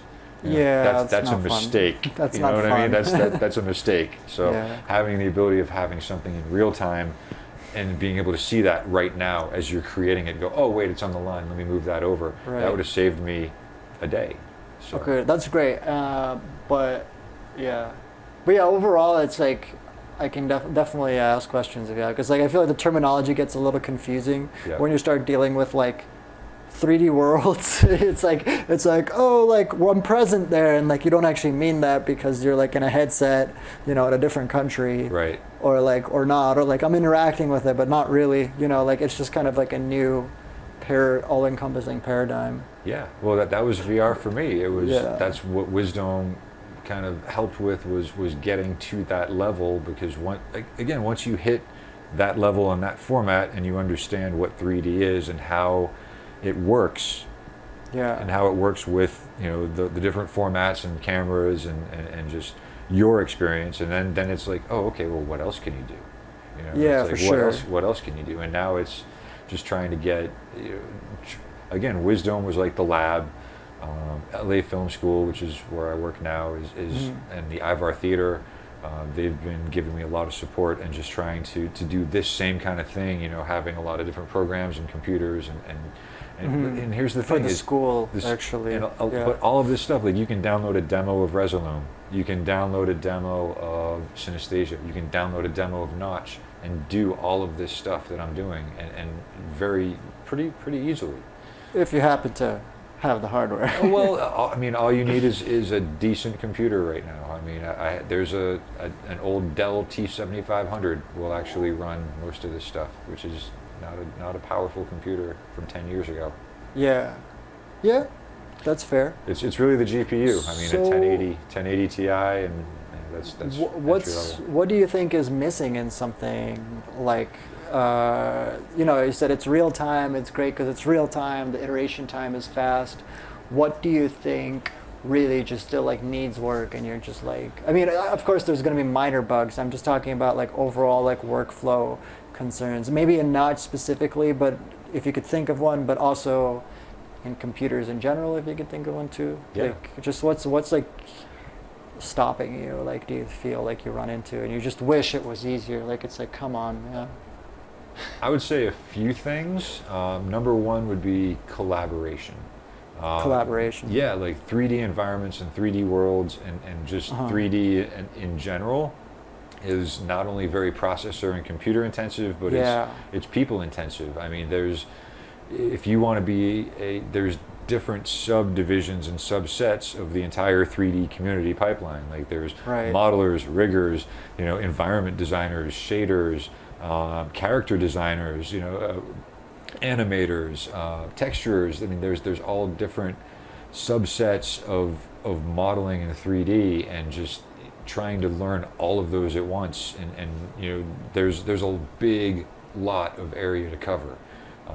But having a lot of people to collaborate, or have multiple people on the same machine, or have multiple people in the same program working on the same thing at the same time. Like having, I was trying to get, I spoke to a senior software developer at Apple about having like more than one person logged into a program at a time, or like if you could have 2 or 3 people working in Logic.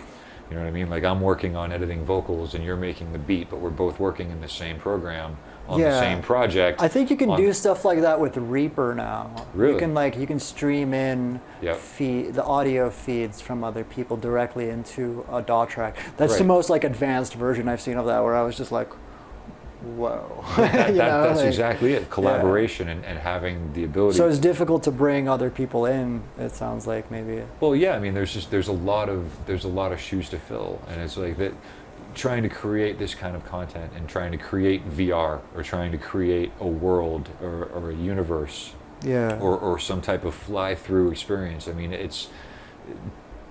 or create a character, just a single character to be animated in that scene. I mean, there's a lot of stuff to learn. There's a lot of different facets to it, and it's inspiring, but daunting. I mean, it's just For sure.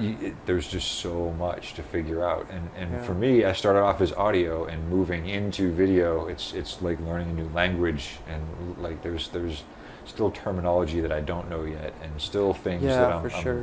that I'll hear someone say, and it's like, what does that mean? But you don't want to say it because it's I like, think some people are like, yeah, people are definitely like that, afraid to ask. I feel like, I mean, I'm afraid to ask too, but I always try to like make myself ask, Yeah. because like I feel like it's seen societally like it might be showing weakness, but I feel like actually if you'd show strength when you do that. Like I realized, like for myself, because it's like you are going out and you're getting educated. Like you're like, if you don't understand something, like, and you call yourself up on it, like I feel like that's what really smart people actually do. Yeah. Well, it helps to surround yourself with people surround yourself with people that know more than you do, and in whatever subject it is, and Yeah. just have a mentor, have someone that you can reach out to, and ask questions, and kind of. Do you know if there are any like resources for mentorship? I'm not sure if there are. I'd probably have to look it up. I know we were looking into some like residencies. They're great residencies, which are great. I'm not sure if there's one for mentors or. I'm not sure. Because you happen to just like swipe up a mentor. Yeah. How did you even like? So I guess when you moved to LA. Yes. You're saying it's like the store and the social thing. Well, I was living in San you got Diego. you connected. Like what got you like really like plugged in? Like what got you those people? Like how did you get to? You're like, I want a crystal method. There they are. Poof. Well, you know, like. Basically, it was I was living in San Diego at the time, and they were doing they had just came out with their new album, and they were doing some promotion for it, and they had you could go and check out there was two different packages that you could buy. One of them was going to one of their shows and just like hanging out, and then a couple of weeks later they came out with a studio tour and kind of get to hang out and chill at their studio. So you were in one of those like promotional like, come chill with the artists. Well, it's gonna be a great time. Hey. But still, like the Crystal Method for me, when I was a kid growing up, like hearing what they did with synths and synthesis and sound, and just like their albums had always sounded amazing. They had, if their stuff would be what I would test a sound system for. Like if I would set up a sound system or a home theater system, first thing I would do that was your reference. I would grab Tweekend and throw on Tweekend, and that was like there's a couple of tracks on Tweekend that I know what they're supposed to sound like. You know what I mean? It's like you just know how they're supposed to feel. And that was and so those guys, they put out this call for like, hey, come to the studio, and I ended up getting the package. I went to the studio and hung out with them. Actually, even before this, I went to go see a Nine Inch Nails concert at the Hollywood Bowl, and went to relieve myself in the restroom. And as I'm washing my hands, I look up, and next to me is Scott from the Crystal Method. And so I'm just, we talk for a second, and as we're walking away, I'm like, oh, wait a second, I'm going to be on the radio show in a month. Hey, can I do a remix of one of your tracks? And he's like, yeah, just call, talk to, I don't want to mention this person's name, but but he said, talk to this certain person, and they'll get you all the information and everything. And he was super cool. I mean, it was just they're just everyday people at the end of the day. Yeah, but still, again, if I was in Boston or in San Diego, that wouldn't have happened. You know what I mean? So for sure. Basically, I ended up getting the stems. I ended up doing a remix, which is up on their SoundCloud still, I think. Okay, great. If not, it's up on mine. But basically, that was my. I've always been a fan of their music and of their art, and that was the first time that I was able to kind of get my feet wet with being in the studio with a real artist, with an artist that really made an impact on me and my life as a consumer, as a listener to their music. So I ended up hanging out with them, and that was pretty much, once that wet my taste for kind of being in LA even more. And it was always the goal to get here, but that was like, all right, now I had my taste, and now I'm in. And it's funny because now literally I live a few blocks away from the Crystal Method studio, and I've talked to Scott every now and then, and he was actually supposed to come over before all the craziness happened, and he hasn't been over yet, but he's I'm sure we'll be hanging out again soon. But that was just like still being able to hang out with your idols and seeing how they do things and just relating to them on a person-to-person level, and just again, like you said, at the end of the day, they're just people too that are living their lives and making things happen and out there tearing it up, on the dance floors and in the clubs. So that's great. It's inspirational. I mean, it's literally like I didn't want to sleep for a month after that. It was like, all right, Are you like, I'm gonna do better? Or like, or is it just like, where does that dive come from? Are you like competitive or like? Well, yeah. Because I'm a little competitive actually. Yeah. Well, I always see stuff and I'm like, I can do better than that. Right. Well, you always want to, but here's the thing: is you can be competitive to the point of wearing yourself out. So like that's true. Performances like modular on the spot. The first times I played modular on the spot, I would rehearse for days, weeks, hours, record every one, and go back and nitpick it and be like, okay, what can I do better? How can I, what's wrong? What would be more inspiring? But for this last performance, I did one practice that I recorded, which you saw beforehand, and there was really no rehearsal. It was like, okay, purposefully, let's try not to rehearse. So try not to overdo it. Did you like arrange that? What was it like planning that out? Because I know you had like, there was like one section you were like in computer world, there was another section you're in dreamy Firefly land, and then the last section was like super hardcore glitch. It seemed like you planned certain things out. Did you like notate that out for yourself? Did you just start making labels until you just knew where everything is? Or? It starts out with an idea. It starts with an idea of this is what I want to do. And then you start kind of playing around and you start working on a few things, and then it doesn't work out anywhere near what you're even trying to comprehend. And at that point you have something else. So like the orb one or the starry one was the third track of that piece. And so I kind of started with that and the bass line and the melody, and just like kind of that fell into place of whatever it became. And at that point, I'm looking at the system and I'm like, oh, well, I have a whole bunch of other stuff. Well, what else can I do with that? Well, let me leave that alone. Let's try some other stuff and hook a few things up together with that. Mm-hmm. And so then that became the first piece. So then it was like just kind of make some noises, and that was really kind of the second piece. Mm-hmm. It was just like, okay, what can I do with this, and kind of making the hypno kind of trigger along with the audio and kind of doing that thing, and so that kind of formed itself as it's more reactive, like so it's like back and forth. It's kind of like you have a visual audio, then to the visual, then back. Yeah, but then for the most part it's as you're creating different pieces, and then okay, so you get to a certain point with that one and it's like, okay, that's pretty cool, we'll put that on the shelf for a while. All right, well, what else do I have here? And then it's like, okay, well, you start patching a few things and you figure out what you want to do, and it goes totally the other way, and you kind of go along with it. Yeah. But you just kind of refine whatever you're doing, and that ended up being the first piece. I'm like, let's do something kind of ambient and kind of get people into the, warm people up into it.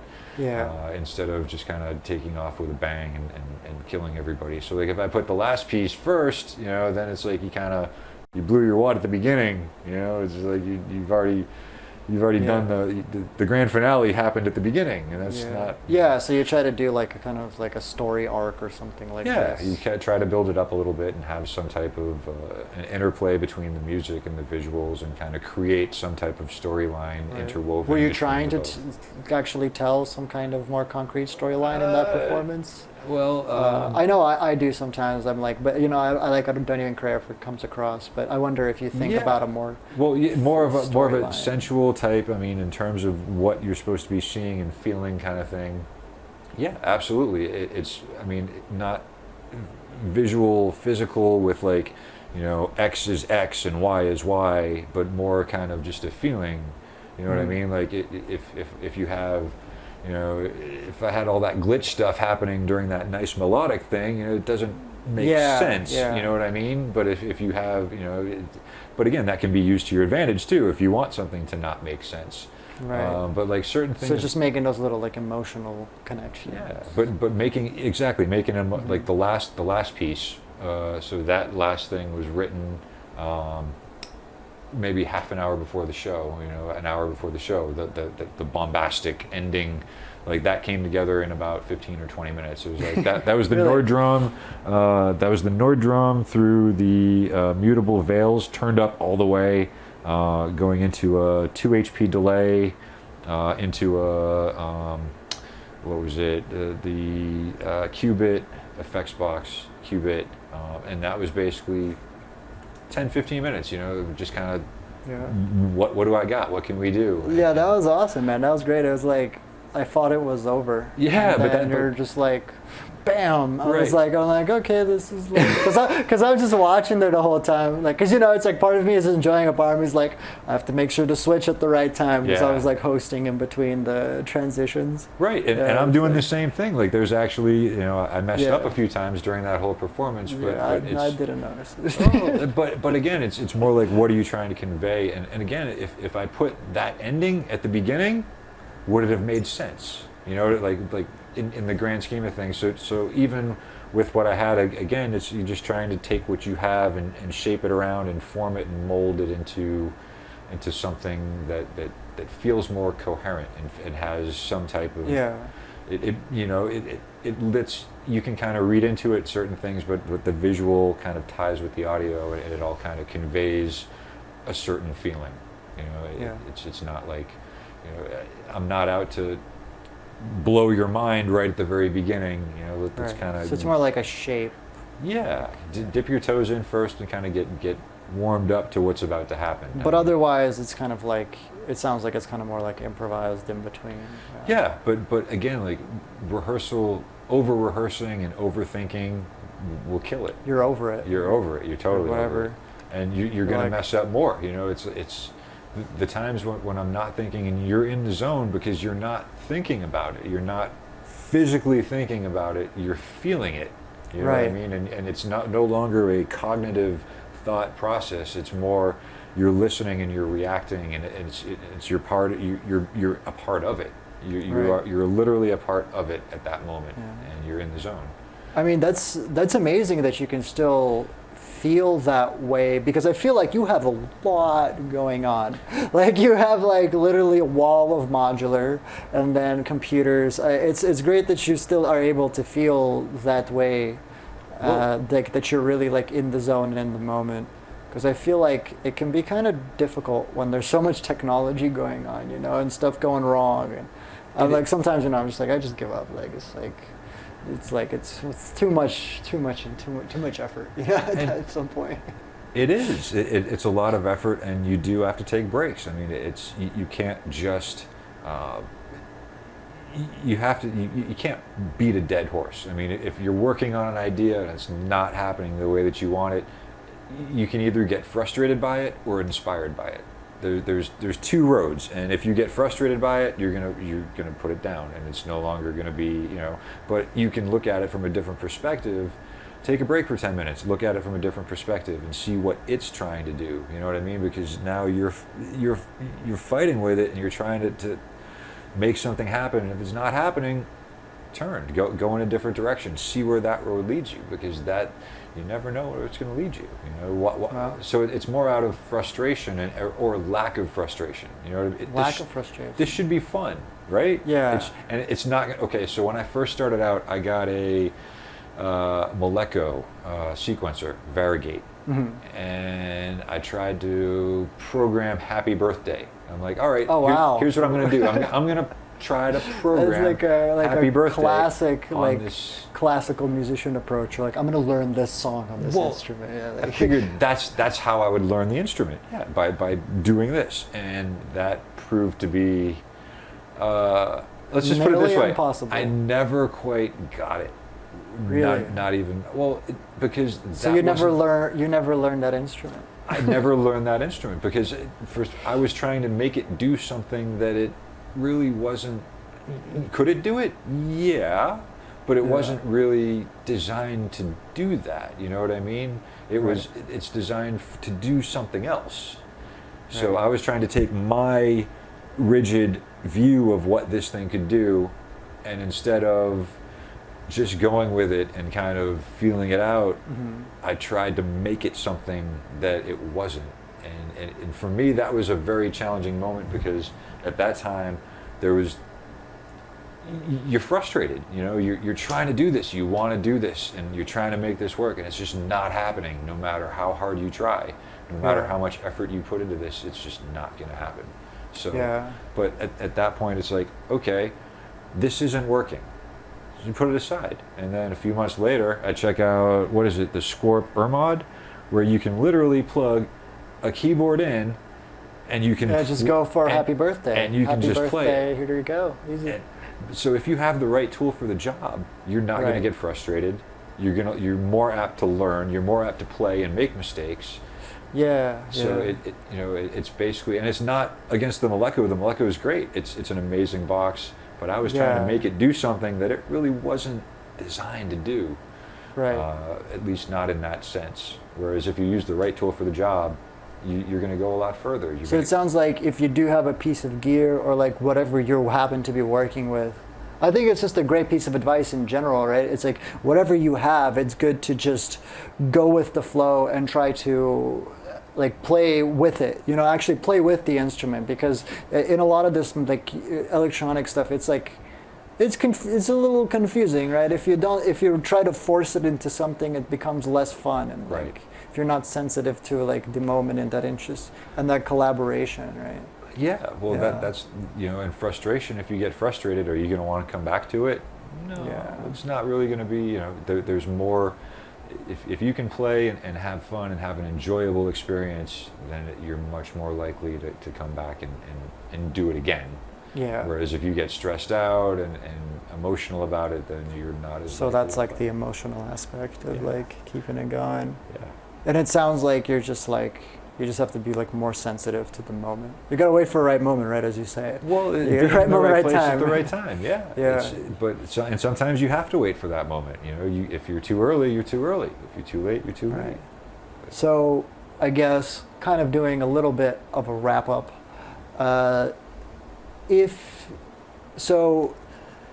When you just started, right, you were working with like this desktop gear, and then you got into modular. What is kind of a thing that you wish you knew when you started in your, like, before you knew AV, before you knew video, like maybe, you know, either emotional or even in terms of gear?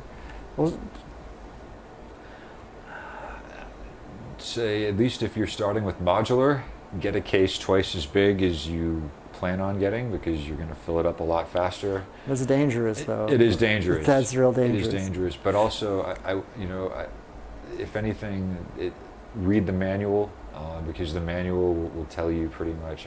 Well, yeah, of course. Yeah, I mean, but that'll tell you pretty much. But a lot of things. Okay, so I was working at PSAV, and one of my friends came up, and he's like, "Hey, man, how do you know all this stuff? How do you know all this stuff? How do you know all it? Like, how did you come across all this knowledge?" I'm like, "You want to know the answer? You want to know the truth? Read the manual." And he's it's like, that what? Simple. It's that, and I'm like, "Yeah. If you read the manual, you'll have a much broader knowledge, deeper of the entire piece of gear, or the equipment, or whatever, and you'll have a much better understanding, because if you understand the theories behind it, then you'll be able to deal with it more effectively if there are challenges and if there are things that come up. But still, the manual is a great resource. So definitely RTFM, because that will save you a lot of time, effort, and energy. So there have been times where you're like, I wish I read the manual to that. Yeah, that but now even today we have Google and the internet, which is a great resource. And then now user forums. So if there is, like, Sleepy Circuits has a we have a freshly forum minted now. forum. We have a forum. Get on the forum. Yes. Forum.sleepycircuits.com. Yes. It's a great resource, and I put a lot of cool like workflow ideas there. So that is basically, that's kind of, but I wish, if anything, I paid more attention to everything. Everything. To just any time that I had the opportunity to learn something from somebody, or to get glean a little bit of information about anything. Like I just wish I would have paid more attention to those moments and to kind of, and having a responsive person or a mentor or someone that I could kind of look up to and be like, hey, how do you do that? Right. Because especially for the Wizdome stuff, it's, you know, there's not a lot of information. There's not a lot of people out there that know how to do all this kind of stuff or have the understanding of what's happening, and it's hard to find those people. And when you do, you definitely want to take advantage of those relationships and make sure that you're learning as much as you can from them. Yeah, for sure. Yeah. For me, I would probably sum that up as like, accept that you don't know something. Right. Right. It's like, and once you've accepted it, you can start to fix it. Yeah. You got to accept. Yeah, it's interesting. Yeah, but it's more, you know, just have the motivation and don't give up. I mean, if anything, don't give up on anything, and just try to stay positive and stay focused. And if something does kind of not work out the way you want it to, try to look at it in a different light and just see if it can work as something else, because it might do something that you never thought it could have done, and it would take you down a road that you've never been down before. All right, cool, awesome. Well, that's great. I think that kind of is a nice wrap up. Sure. Yeah. Hey everybody, thanks for joining Sleepstream. I'm here in Thismachineinme studio. He's been very gracious host. He's allowed me to use this space instead of way too many cameras in his bedroom. I thank all of you for logging on, and we even had some questions in the chat, which was beautiful. Thank you so much. Thanks, Brian. So yeah, this is Sleepstream number 4. For the next one, I'm hoping to have another awesome round of performers coming your way. So once again, we're going to do all live, all AV. We're not doing that pre-recorded thing that other people are doing. I'm actually forcing everybody to do live, and I will even guide them through the process. So, you know, we're all about that. So that's going to be great. Please donate to AfroRack. They're an awesome resource and an awesome way for, you know, we talked a lot about mentorship. That stuff is very, very important for kids getting into this stuff, because, you know, I feel like a lot of the mentality in especially poorer communities and underprivileged people is, you know, it's like you just, it's, you know, I mean, rightfully so, you know, you feel like you're just trying to like get by and like do the basic things, and oftentimes it's like I was talking to my friend on the phone, and he's like, yeah, we only had an arts program at my school for 1 year while I was there. And I was like, wow, that is so sad. Like, you know, it's like, this is where culture and humanity comes from. So yeah, please donate to AfroRack. There's a link in the description below. Will be both if you're watching this later and Twitch right now, if you're watching this right now. Thanks again for joining us. There are still a few hypnos in stock if you're looking for a hypno. sleepycircuits.com. Got to mention that part. We had, you know, Thismachineinme. I think you have some cool album or something like this, or what's your like main plug right now? Probably just Instagram for now. I mean, that's be coming up with some amazing stuff here shortly. But Thismachineinme is that. Just wait till. Yeah, I've seen some previews. There's some really, really cool stuff coming in down the pipeline in Thismachineinme. So definitely follow him. Instagram. Your YouTube is a booming. There's lots of like fractals and crazy stuff. I was lost in there for a while. Yeah, in the beginning we were playing some of your tracks. Maybe we'll play some of your tracks on the outro as well. So stick around, check that out. Yeah, thanks so much for joining us. I hope to have even more of these sleep streams in the future, and I will. That's going to be every first and third Sunday. One of those in the month is usually an interview. The second one is a performance with like audio, visual, everything and everyone. Yeah, I'm going to, starting tomorrow, I'm pulling some strings for the next one, so I hope to see you there. Thanks, guys.